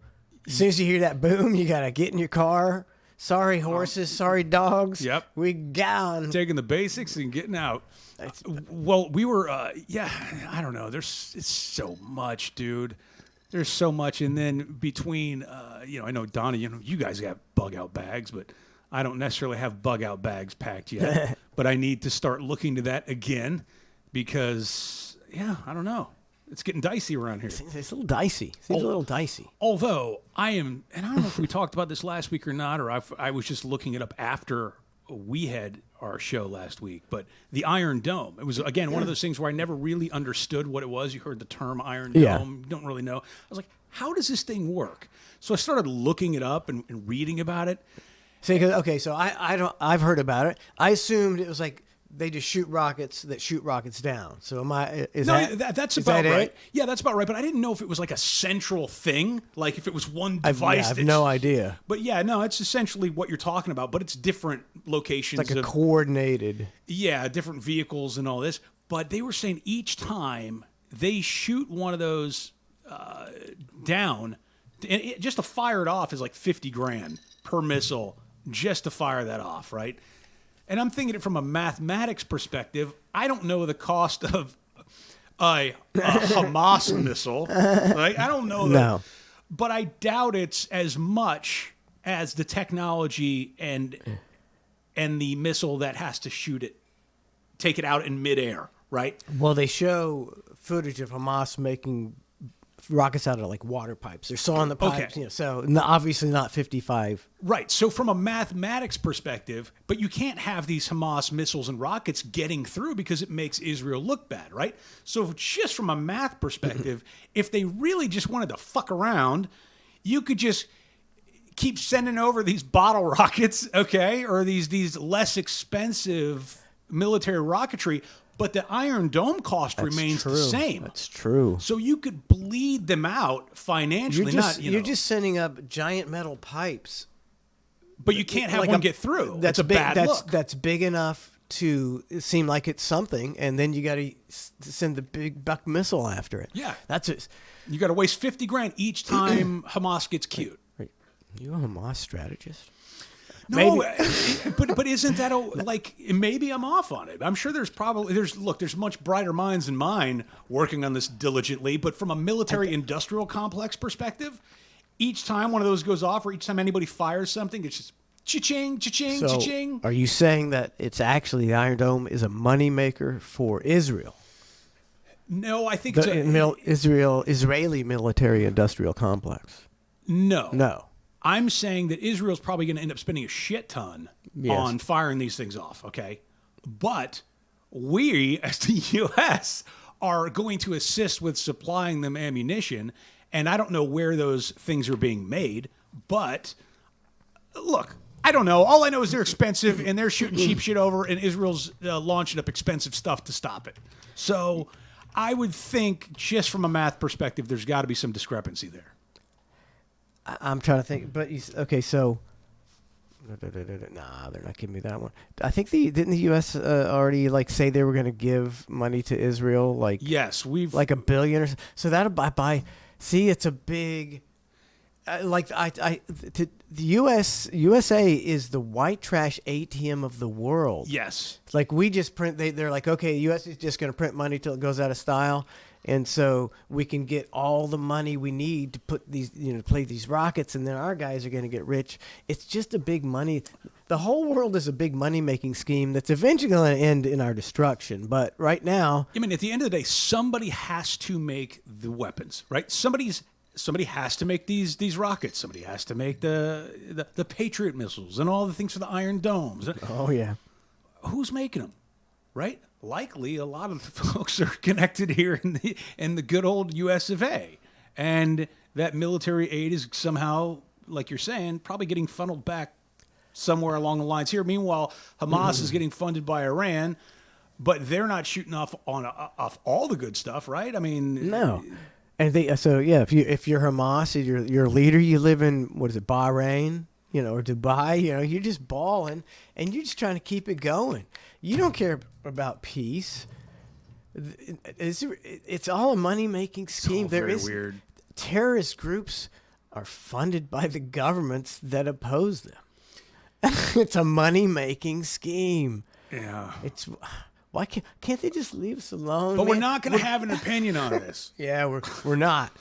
Not at all. Much like last week, we are not going to dig in on either side. I'm not. It's bad for business. I'm not digging in at all. Trying to do a brand refresh with The Hang and then blowing it all with this political bullshit. Yes. I was thinking in the bathroom. So when I get out of the bathroom, I'm going to start writing down what I think, because I always forget it. I have these great ideas when I go pee, like when we do cluster F. And during the breaks, I go pee, and I'll be thinking, I want to talk about this and this. But I'm high, so I always forget every time. Yeah. Never, ever remember. So I wrote, when in the bathroom, I was just thinking about the bit, because we were playing What's Up With That Shit. And I was thinking all the bits we fucking did. It's like the one I remembered was just then was something Carney syndrome. Do you remember that one? Sudden involuntary Carney syndrome. Sudden involuntary Carney syndrome. Dude, I was in charge of the bits. They're all up here. I got the catalog. The PTSD is real, but the catalog still exists. Sudden involuntary Carney syndrome. And we were like two Egyptian pilots. What do you know? We're talking on the traffic controllers talking in Carney, and we're going, what are you saying? And you're going, we go, Rizan Wizard. I got to find that one and play it next time. Sudden involuntary Carney syndrome. Oh, so good. You think that one holds up? Is that one of those bits that stand the test of time? We shall see. So the Ned prank calls. I mean, we could get into these all day. The Ned prank calls, I don't know what percentage of those were real versus fake. I know that some were obviously fake, but the percentage, some were obvious. Well, not obvious, but some were definitely real. So there was percentage. So the percentage, we'll go percentage wise. And I remember one of my African American buddies got. You needed somebody for a bit, so I called him up. I'm like, he was good. Too. Hey, Herb, can you do this? He's like, okay, yeah, he was great. But the backlash on that bit in particular for him, I don't know. It was just like a good bit. It was one of those that got constantly put into rotation a lot. It was just a heavily played bit. Yeah, and it got some flack. I just remember something weird about it. Flack, to the station got flack? I think so. Yeah, I think that's what. But my buddy was just like. I mean, I'm sure it was. Yeah, racially charged. I think my friend was more like, "What did you have me do?" I'll have to listen. See, I got a list of bits to listen back to that. What was his name? What was your friend's name? Herb. Herb? Was it Herb? It was Herb. Did I ever meet him or not? No. No. I don't think so. Who was the guy in your garage that made me smoke spice with him? He was an African American. God, you make me sound like a crackhead. I only went to your house one time. Hold on. In my house, yeah, in the There's garage. a light-skinned black man. I don't even know what house this was. Town and country area, or what's the name of the area? Was it like West Chase? West Chase. Was it? You came over to West Chase? One time, I can't remember what the occasion was. There was a party you had. I don't know. I have no idea, but it's. I'm sorry that you had some. It didn't really you have- had that experience. Yeah, it was like and now that I know, like Spice is just like pesticides sprayed on potpourri. It's like, wow, I would never smoke that again. It didn't really do anything to me. I don't think I got a good hit. I still haven't done the kratom thing. I want to do the kratom thing and the kava. Is that what it is? I haven't done either one of Kava, those. there's all that stuff. There's Delta 8, all that stuff that supposedly gets you high. Yeah. I think it gets people high who don't smoke marijuana. Okay. I think if you're like, I'll take that. kind of jaded to it. I don't know. Okay. I don't know. I really haven't tried it, but I hear it gets you high. I'd give that a go because I don't really smoke marijuana or anything. It's been a very long time because I lose time. So at one point during the hang, Mm-hmm. we will have you do that just as a change of pace. I think that's a terrible idea. What do you think? Are you going to go get reefer madness, Matthew? I don't know what. It's going to be the hype. It's like the Masked Singer. I don't know what's going to happen. Now you're getting it, man. Now you're getting it. I'm changing the name of the show from The Hang to The Hype. It's The Hype. You won't believe what Matt's going to do when he smokes live on The Hang. I wish you a picture of you standing on that green cabinet with just your underwear on. Tune in next week. Don't do it, Matt. He's insane. And then I eat an apple. Yeah, time. All I know is time moves really slow for me. So what? And you're fucking smoking. It I couldn't don't mind. be now. It could be 6 months from now when we're megastars. Well, the other thing is I don't remember if I actually said stuff out loud. I remember that in particular. I'll go, did I say that or did I not say that? And then it becomes an internal battle of like, am I talking right now or am I not talking? Quit being a little bitch. I know. You know, back. No, bitch. I was not like a heavy marijuana smoker for most of my life. Me and Donna would smoke on Saturday night. I mean, it was religiously Saturday nights, and we'd just hang on the couch and laugh, have a great time. Put the kids to bed, and then we started doing it, playing games, and it wasn't until we started doing serious, like the two shows, and I was just like. Nothing to do, you had like hours and hours to kill, and I was like, I gotta write stuff, and I was like, let me do, and I started smoking, and then I still wasn't an everyday smoker until he got really crazy and weird, and just to do the show, I had to be super high to let it all just kind of flow off my back. I get it. And I forgot why I started talking about marijuana. I don't know either. We could probably retrace back to there's something about you smoking, though. Yeah, I'm not. Okay, on top of it, here's the thing. I don't even know if I were. We'll drive you. We'll get you right home. If I were we'll to take you home. If I were to try to go score some pot, Yeah. I think I have a couple people I could go to, but it's funny because the drug dealers are not the ones that you'd expect to be the drug dealers now. Like. The people I know that actually have marijuana that would be like, yeah, man, yeah, I'll give you some. They're like uber professional people. And for so long, you're under this thing of like, oh, it's these just seedy people in an alleyway are the only ones that you're going to be able to, get some pot from and all this. But meanwhile, it's the people you'd least expect that go, yeah, I got a pound. Come grab some. A pound, Or, really? As an example. I was thinking it was just because it was legal now, like that people just. But no, you're talking. I'm talking about the illegal Okay. trade of it. Like there's still professional people that don't have their medical marijuana card for whatever reason. Okay. It's not in some positions in life, it's still not a thing that's glamorous to. You can't flash a card and people go. Some can look at it oddly. There's a lot of people that would they don't even want their plumber to have a card. You know, they'd be like, I don't know, my plumber's going to, it's like, Right. they don't, yeah. So some of those kind of there's folks. still that's going on. Yeah, or there's other people that, are at home baking all these like edibles. And you're like, really? You do that? I thought you were really like, and they're still professional, and they're still awesome people and all this, but it's just that stuff you wouldn't expect a person to do. And then you find out that, I don't know, and you go, whoa, that's kind of cool. It is. I mean, I didn't know you were down like that. Yeah, I mean, I don't want to be that person, but it's kind of cool. It's like you think of somebody differently. Yeah. I actually like when the mask comes off and you get to know the real person. That to me is the most exciting part. I love it. When you find out, that super professional person is just a normal, average, everyday person trying to get through the same things like everybody else. Yeah. That's always exciting for me. And then you walk away and you go, huh, they're dealing with bullshit too. Awesome. Watch Matt on the ledge. Watch Matt. Oh, it's not replete, mother effer. Oh, no. Another technical failure. I guess I got to. It was going to be so good. Oh, no. It's going to be so good. Give out my email. Damn it. Did I? No, it's not shared. Not shared, is it? You're freaking me out now. Where's the screen on? It's on us, buddy. It's on. Don't doubt my technical I don't prowess. know what's going on. Yeah, you should doubt my. Yeah, it's like I'm amazed that I've been able to do a show for like it's been almost 5 years. You're doing great over there. I remember somebody asked in the comments on YouTube. They're like, "Are you guys in the same location?" Because it's the 2-cam.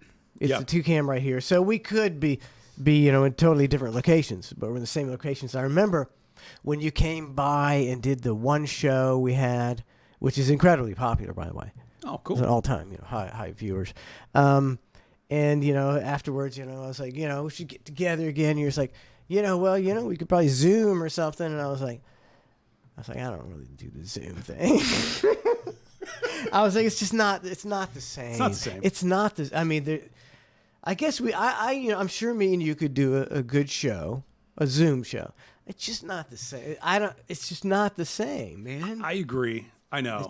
To being right in the same room with somebody. That's like if I was doing a collabo with somebody, I'd want to I'll fly in a week after you lay down your shit, and I'll lay down. No, I'd want to be there with the person. Yeah, I mean, if I was going to go on a date with somebody and have a 3-hour conversation, be like, oh, can we just Zoom date? Yeah, just Zoom date. We'll each order an Uber dinner, and then we'll sit there on Zoom and eat it. Yeah, you're not going to be able to figure out the probably same. Coming in the near future. It's probably coming. It probably is. It's probably already here. It's like I think Donald was talking about like guys gaming nowadays. It's like, do you think all these gamers, gaming's huge. It's huge and it has been for 10, 15 years. But all these dudes that grew up gaming when they're teenagers and they game 6 hours a day, do they still game when they're married? They still spend all that time, and are women just like, oh yeah, he spends 6 hours, or they're like just like, hey, how about some fucking attention from me? Hopefully you don't game 6 hours a night, man. No, I don't game at all. But I know people that do, and it's a combination of both, right? Like some of the wives do get bent out of shape, and the guys do ramp it up once they have a wife and kids because that's their escape, right? So like ramp it up. Yeah. As far as like the gaming time, like I know guys that they do it for a lot of hours to the point where I'm like, how do you even, what are you doing? Like, I don't know how they operate their life. How do you have that time? Yeah. How do you have that time? I mean, the bandwidth is only so much when you got, wife and kids. to spend 6 hours of it gaming is beyond my comprehension. But no, the wives get crazy. But the gaming stuff I never got into. I do have an Oculus, which I don't know if have you ever worn one of those Oculuses before? It's like a virtual reality deal or what? Yeah, no, the I Facebook. don't think I have. All right. I need to bring that over. I'm not going to be an Oculus an addict now, dude. It's rad. It's pretty cool. I'm sure people in chat or watching this or whatever are. I'm sure a portion of them have done it. It is crazy cool. You feel like you can do anything. So like when you see on social media some like middle-aged man who's on the floor and he's pretending to walk a wire over a 1,000-foot crevice and he's terrified? Is that why? Because it's so realistic? Yes. Yeah, I kid you not. Mike, Yeah, I've seen the videos and it's like, why is he that scared? Like, I don't know if I'm afraid of heights. I wouldn't call myself afraid of heights, right? But I'll watch some of these videos of people doing crazy stuff and my palms will sweat and I'm going, oh. And I can put that Oculus on and do one of those things. Yeah. And I get the same vibes, that same feeling. And it's because I don't like heights, so I that would be interesting to put it on. And, all right, then I hate heights. I don't like heights. Don't jump, Mike. Don't do it. The hype. Oh, the hype. Coming up on The Hang. Wait, let's see. Matt Spice Lloyd is going to. All smoke and you pretend to hang off a ledge. You're listening to we're finally on to something. It's taken a while, but we finally got our niche here. The Hang with Mike Manson Waters and Matt Spice Floyd.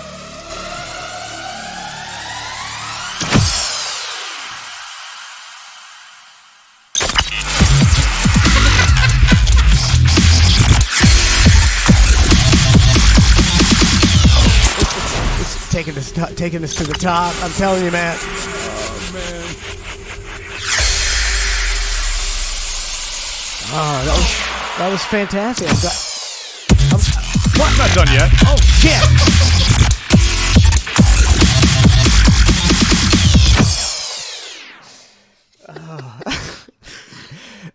We would not do well at dubstep concerts. Oh, that's the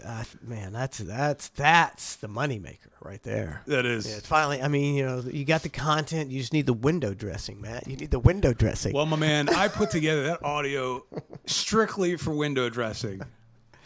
That sonic adventure. I'm liking it a lot. The Hang. I haven't asked the chat. And I'll get back to you on it. It takes a while. There's a delay and everything. Bubba's Rattler, 100 bits. Thank you, Bubba's Rattler. God damn it. Woo! What do you think of The Hang? What do you think of The Hang? I'm kind of liking it. I mean, it's just a name, right? It doesn't, but... We haven't changed anything. But just see, if people perceive it as cool, you have to think...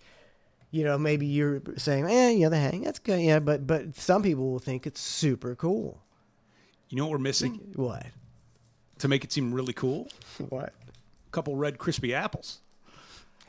If we sat here... So we need a bushel of apples for every show? That's the gimmick. That's the gimmick. Oh. That's the gimmick.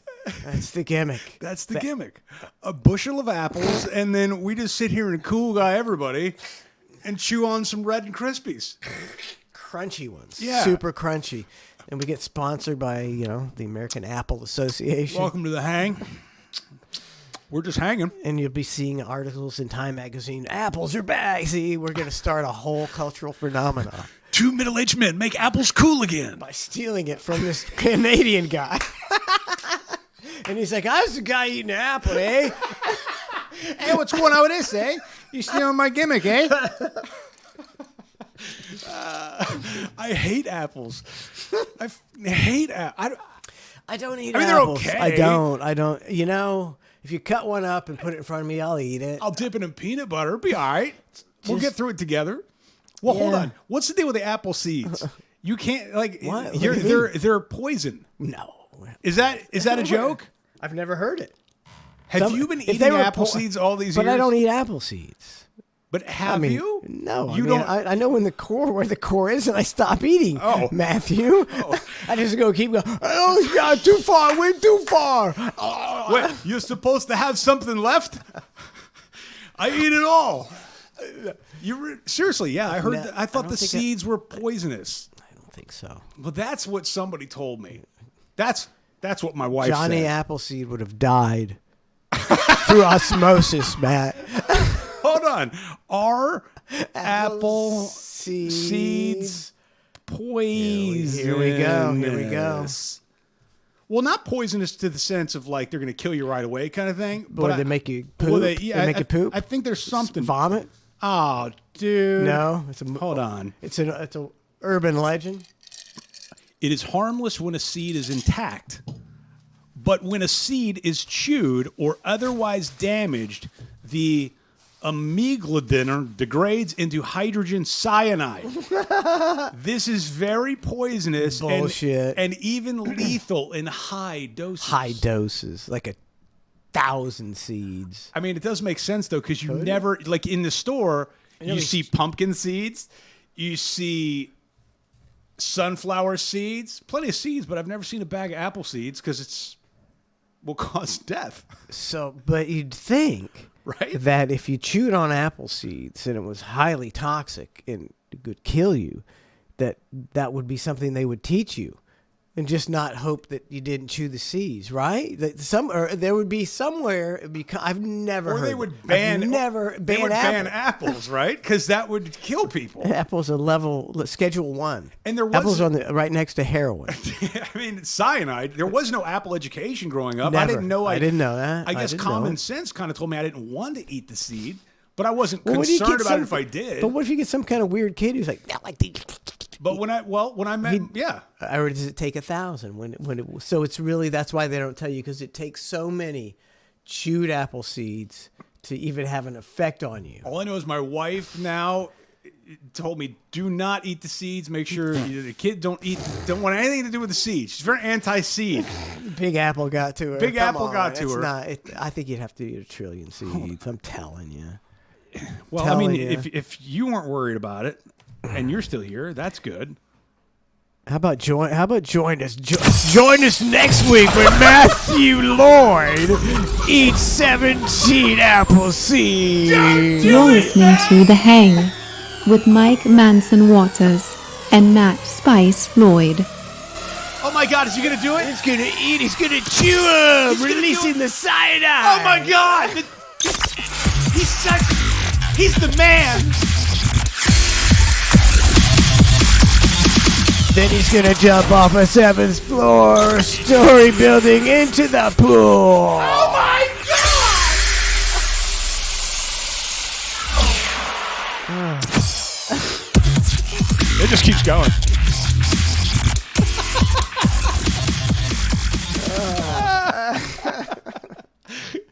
Johnny Appleseed. Johnny Appleseed. Nobody talks about Johnny Appleseed. I don't even know who Johnny Appleseed was. Okay, do you know anything about the story of Johnny Appleseed? Anything at all? No. What do you know about it? What do you know? Give me the Cliff Notes on what you know about Johnny Appleseed. Okay, if I were to dig back in my brain and just think about it, I'm thinking he was a lumberjack. That's all. My only thing that I picture him one of those wool hats in a plaid with an axe, and he's chopping down some sort of apple tree or something. Johnny Appleseed.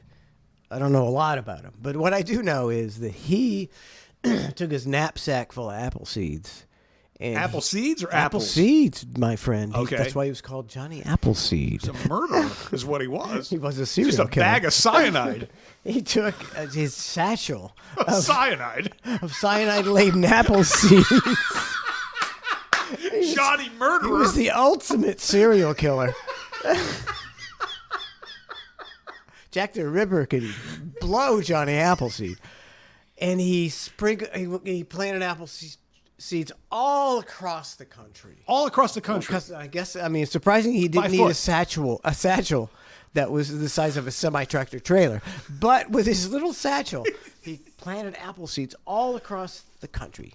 Cyanide-laden apples. Johnny, that's it. Was the country smaller at that point in time, or was he traveling a la Forrest Gump and just going through the country, sprinkling seeds? When he planted the apple seeds in Hawaii, it took him forever. No, I don't know. It's a stupid legend, and I'm glad it's falling out of favor. Is there any new legends? I know, and it's like no, there's not. I feel the same way about like the national anthem. Like, can we get a new one? You know what? Tradition is great, but maybe a little update. Well, brand refresh. I mean, we've been through a lot in the last few hundred years. Let's go ahead and update it. Update it. Let's get Lil Durk on the track. We'll Lil Yachty. Little everybody. Let's brainstorm. Let's get all genres.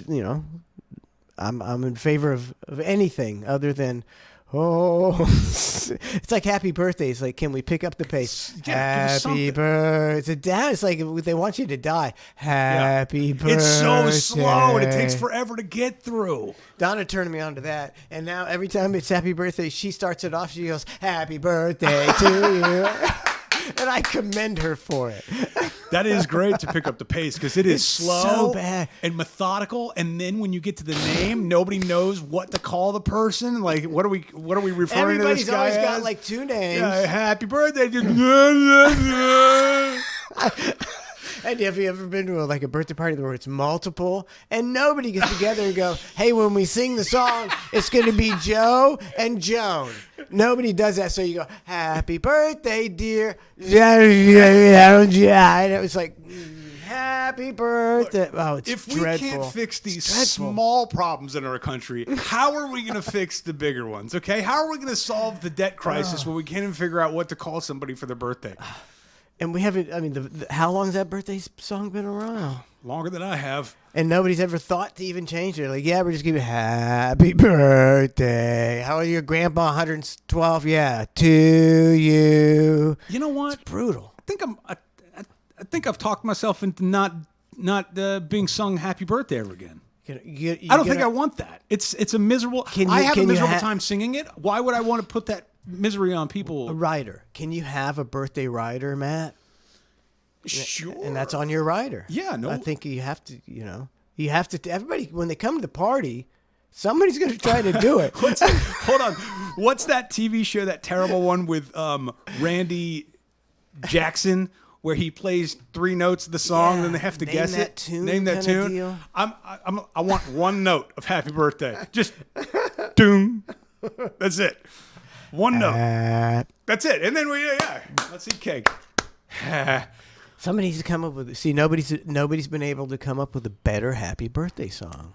I mean, you're telling me none of these bright minds have a better mousetrap than the original Happy Birthday. That's sad. Unless Chris Stapleton's singing it. If Chris Stapleton's singing Happy Birthday or the national anthem or anything for that matter, I'll go with it. But if it's not Chris Stapleton, it's got to change. You don't know who Chris Stapleton is, do you? know. I know. I do. I know. He's the. No, it seems like he's. How old is Chris Stapleton? Because he kind of burst onto the scene, and because I used to listen to more country, for a while because I do parodies about it, but I never heard it. Then all of a sudden, Chris Stapleton was like, bam! I know. He jelly rolled into the stratosphere. He did jelly roll into it, didn't he? And I was like, who's this that everybody's raving about? Oh, this makes me sad. Is he dead? No. He's just not as old as I thought he was going to be. How old is he? Oh, man. He's like just old. I'm 44. He's 45. No. Yeah. I was like thinking young at 50 something. He looks so old. Yeah. Maybe I haven't gotten a good close up look at Chris Stapleton. Well, Has he I mean- had a hard life, Matt? No, I don't think the beard and the long hair is doing him any favors from an aging look perspective. Oh, I thought he was way older than that. I would have thought he was too. Well, he's got the voice of an angel. I gotta get a visual Of Chris on Stapleton. Chris Stapleton. I haven't seen him for a while. I mean, Oh, he looks so young here. I must have seen him. if you were a fan of country music, I mean, you would be caught in a torrid threesome with him and Jelly Roll and you just all together rolling around in bed tickling Damn. each other. Chris Stapleton. That's the Chris Stapleton right here that I know.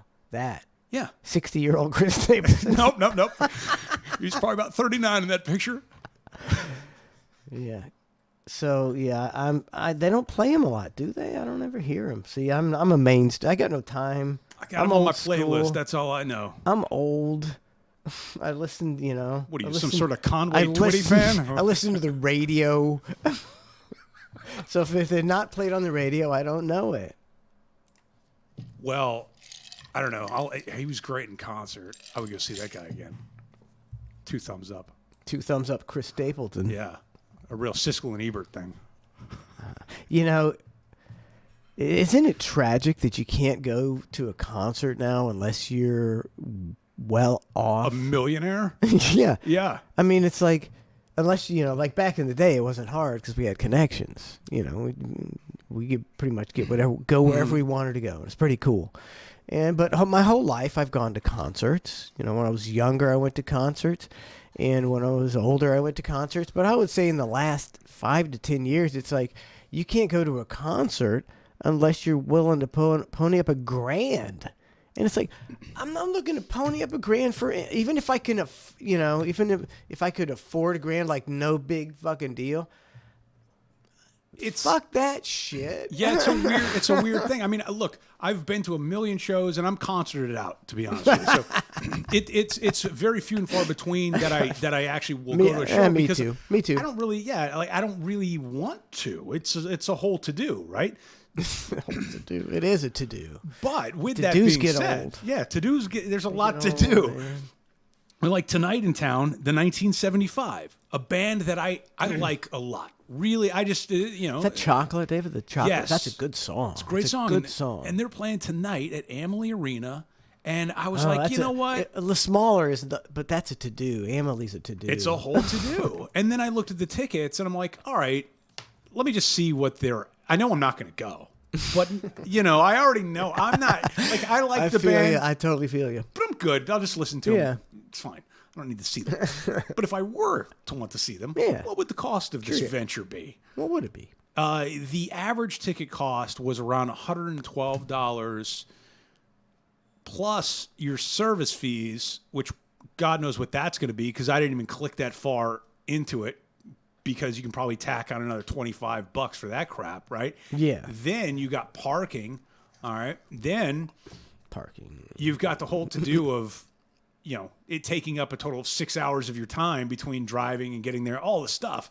And I'm like, so we're talking about $400 night at least. To see 1975. Yeah, and like, guys, it's not I like the Beatles. Right. It's not Led Zeppelin. It's not I'm trying to think of who's good now. There's no rock group, so who's a good Justin Bieber. It's not Justin Bieber. No. You're going to see 1975 for $400. Yeah, and even like that's why none of it makes any sense to me. It just doesn't make sense from a time perspective, from like what if it sucks, right? Or like what if, and even these football games, you look at these people fighting in the stands and I'm going, I don't want to go to a football game now because I don't want to sit by assholes. I don't want to even take the chance of sitting by assholes. It's kind of sad, but I was just thinking I was watching some football fights on Twitter today. They're great fights. And it's like, man, I'm not going out anymore. I'm tired of these assholes. I'll just have my friends over and do the bar show on Friday nights and stream it and drink and not have to deal. You never know every time you go out what kind of asshole you're going to meet. Like I try to tell my kids, I was like, in traffic, don't flip people off. Don't beep your horn. I know you want to, because I want to, but you can't. You're gonna get shot. People get shot every couple weeks. There's a road rage in the like Central Florida area where somebody get their brains blown out on I-4 because somebody got road rage. It's like it ain't worth it. No, just let people be assholes and back off. My rule of thumb, I've said this before, it's my new mantra. I can't get in trouble if I don't leave the house. That's just kind of like the way I'm living, right? I can't get in trouble if I don't leave the house. So I don't really leave the house. Yeah. Except here I am. Stuff like that. I'm sorry to drag you out of your house. No. This is a great joy. But even on the way here, I dealt with 3 different kinds of assholes on the road. It's hard. I dealt with Mustang guy, not even Roush Mustang guy, which is the souped up Mustang, which is really loud.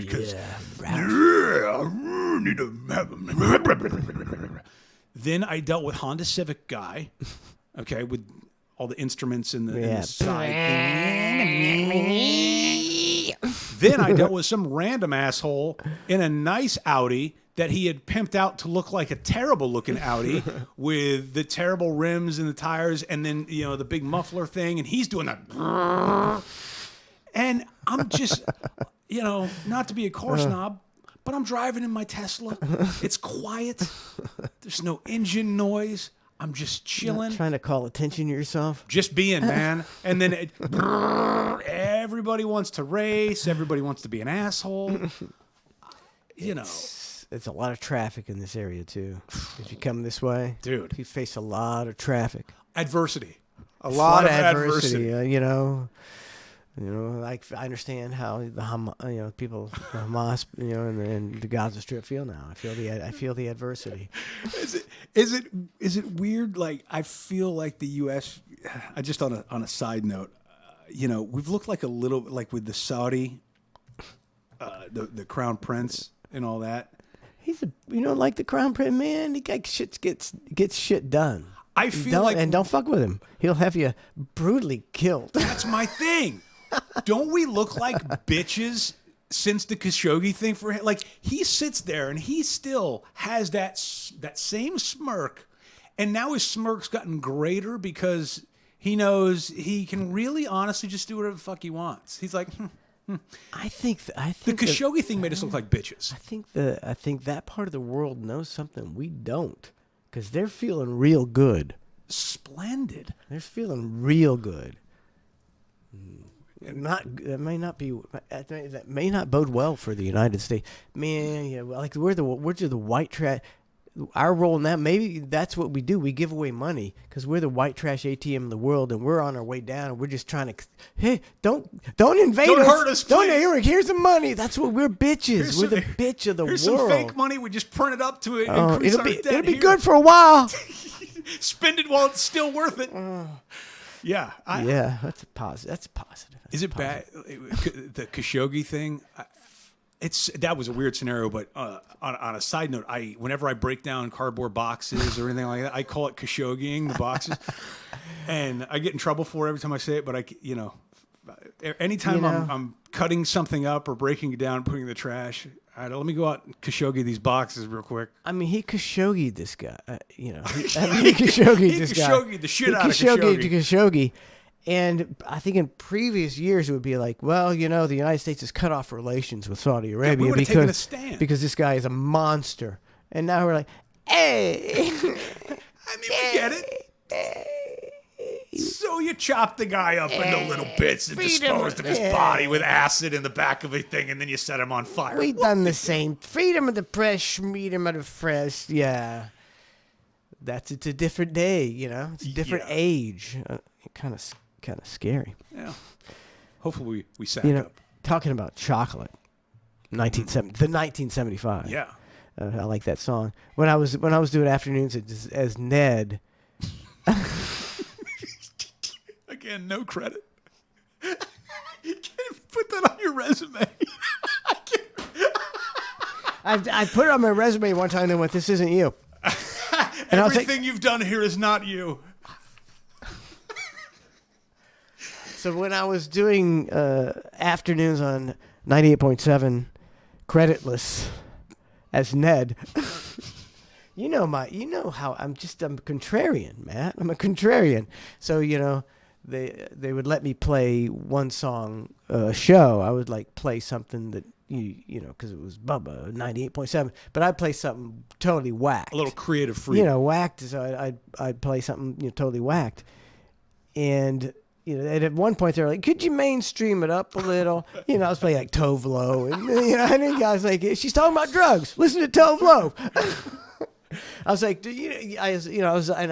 my thing was, I know your dinosaur rock fucks are so stuck in your ways. Why don't you just listen to this shit, you dumbasses? And I play, some expand it a little bit. I play like Tove Lo.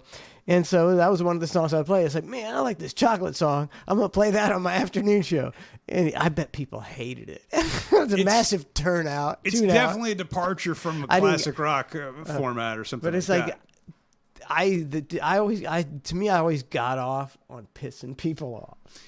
Just my nature. I know. But I like in person. I'm the most. I don't get in anybody's face. I'm a get along guy. But I found a medium where I can piss people off, and there's no way they have any recourse against me. And so I just eat that up. I know. Well, and it makes sense. You found your lane. I did. I found my lane. I found a good lane. And like you had a tough upbringing. You didn't come from a stable, good home. I'm sure your mom did her best, but your dad not even in the picture, right? Well, are you What? getting inside my head right now? Are you? No. What? You want to fight? Do you want to go? No, go ahead. No, my dad was, yeah. I mean, it was let's put it this way: child of divorce. That's the easiest way. But not to a put good divorce, right? I don't. No, maybe I heard the wrong story. I don't even know what the right story is. I know my mom was doing her best. Did you have a good relationship with your dad? I mean, a little bit. A little bit. Who knows? Fucking sold me a bag of goods and fucking asshole. So you stick with my narrative, man. Sure.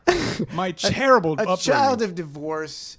You have no guidance, right? You're just looking, and you come in, and you come from basically Pinellas Park, countryside. It was an A-rated school district, but go on. You might as well live in Asia if you live in the Pinellas County to me. I don't even know none of that shit.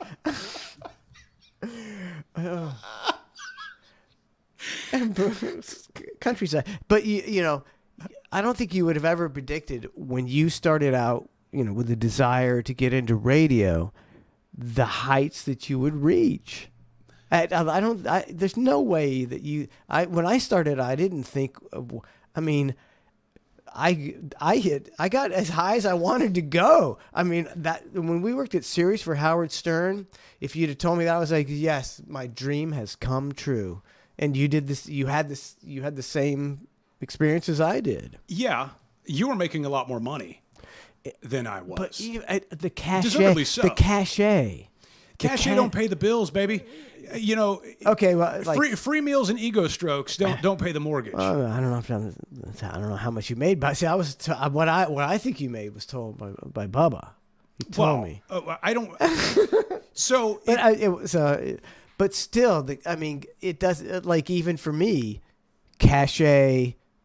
But the immediate cachet of having that experience and working for my idol Howard Stern, I've achieved my dream. Yeah, now that I get, and I agree with. There was some heights there and some levels, which was very cool. Now whether or not I would have predicted it or not, I don't know. But I see you. So you can't. Yeah, you were an intern, but you see, your story is. If you could name the interns on that show, on the Bubba Love Sponge show, over a 20-year span, it might approach 100. At least. It's just a massive amount of people who come through that door. And you can think of the only people that ever made it. You didn't have a gimmick. Mm-hmm. You didn't have a gimmick. You were just a young kid. And you worked your way and earned your way into one of those chairs. Being in one of the full-time chair, that's a big fucking deal in the radio scheme of things. Yeah, and I never looked at it that way, but I guess taking a step back, you're right. I know my goal when I first got into that building, my goal was not to be on the air. My goal was to be able to step in a production room and understand the equipment. That was my whole goal. Yeah. Because if I can understand the equipment and understand what makes this tick and how to edit and how to do these things, that's what's going to bring value, right? As other people. But you were wrong. Well, that don't bring value. All these broadcast schools. If you want to be in radio, on the lower production side, that you're not going to ever. But if you want to make money and be a star, you gotta you gotta be on air and you gotta have the it factor. You can go to school all day long and never learn it. That I agree, and I guess what I mean by being able to step in is other people had ambitions of immediately just trying to get on air or trying to do this, or trying to have that staritis thing, right? My goal was not that. My goal was to try to assist in building the shows, right? That was my thing. I just wanted to know how things worked and how it ticked and actually learn it as opposed to being on the air. It was more or less like an added benefit. And then over time it grew and it grew and grew. But yeah, my goal was more centered around actually loving radio, like loving this whole thing. I'm sitting in a room So with all this equipment. even more people. He wasn't even trying to be a superstar. It just fell in his lap. I'm sorry. The scenario, the broken home, hard work, cheating. I'm a stupid ass. I'm sorry. Go ahead. Well, the whole It's the thing. love of I mean, radio. I was the hang, man. It's the hang. living at the radio station. I mean, that's true. I was living on my buddy's floor. I had everything that I owned in a box, literally, and I was crashing at the radio station. I would sleep in the office, and I'm sorry that I look up to him as someone who, like, to me, I was like, this guy really fucking worked his way. I did. How dare you? Respect. How Respect. God damn. How did you do it, Matt? You're not. You made it happen. You made it happen, Matt. Well, I need to make something else happen. What?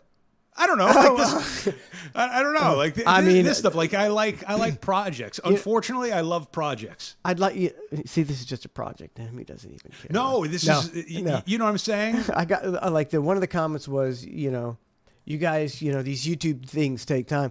I need to start putting some hashtags on this shit, some notifications. But I forgot what I was saying. It happens once a show, Matt. I forgot what I was talking about. Yes, there it is. We need to build a gimmick around that. Yes. Oh, what was I talking about? The high thought that he forgot. Damn it.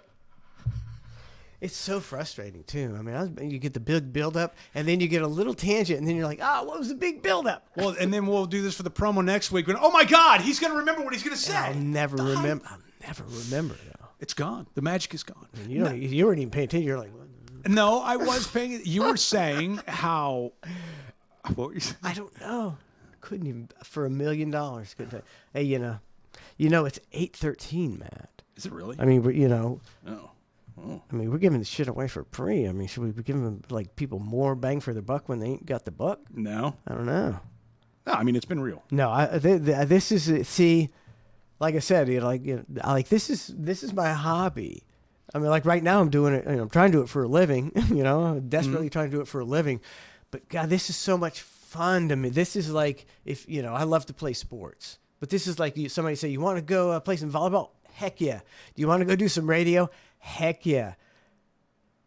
Other than that, there's not. This is what I like to do. I love to do this. I agree. I mean, I had a great time. And I'm a cocky, I'm a cocky motherfucker. This shit's better than 95% of the shit out there. What's the other 5% is what I want to know. I don't know. Just giving a little room for error. There you go. Yeah, just giving a little room for error. It's like like a voting poll, plus or minus 5%. And it's like, I was talking earlier about how the show sucked so bad in the beginning. Yep. But at the, when we were on Sirius, that was some, we had, everybody was dialed in, everybody knew their role. Everybody was great at their role. And that show, was fucking money. It was money. Like you bring the guests in, that was part of your deal. Bring it, you know how to schmooze people, I guess, because you got the greatest fucking musical acts in there. Like, we're in Tampa, fucking Florida. Yeah, it's not easy. In New York and LA, you get all the superstars, but we had some great underground acts that were really great, and really cool to meet.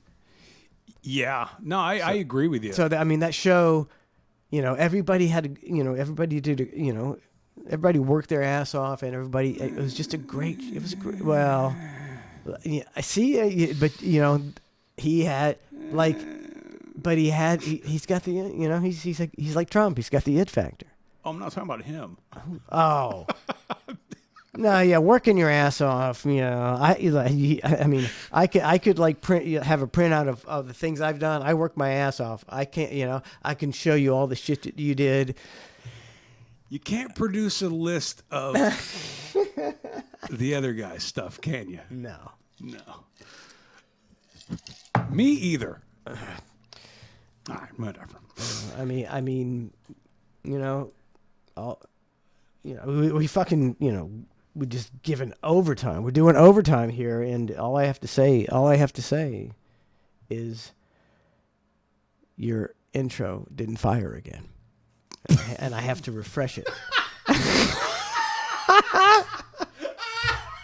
Did you feel the buildup? Yes, I was like, what's he building up to? to? He's about to do something. There's going to be a grand exit here. There's going to be some crescendo. Why does it need refreshing, man? I mean, I am going to end the show with this though. But thanks, man.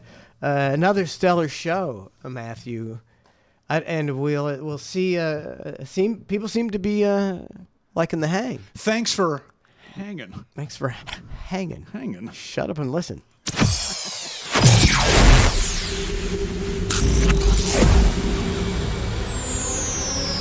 You're listening to The Hang with Mike Manson Waters and Matt Spice Floyd.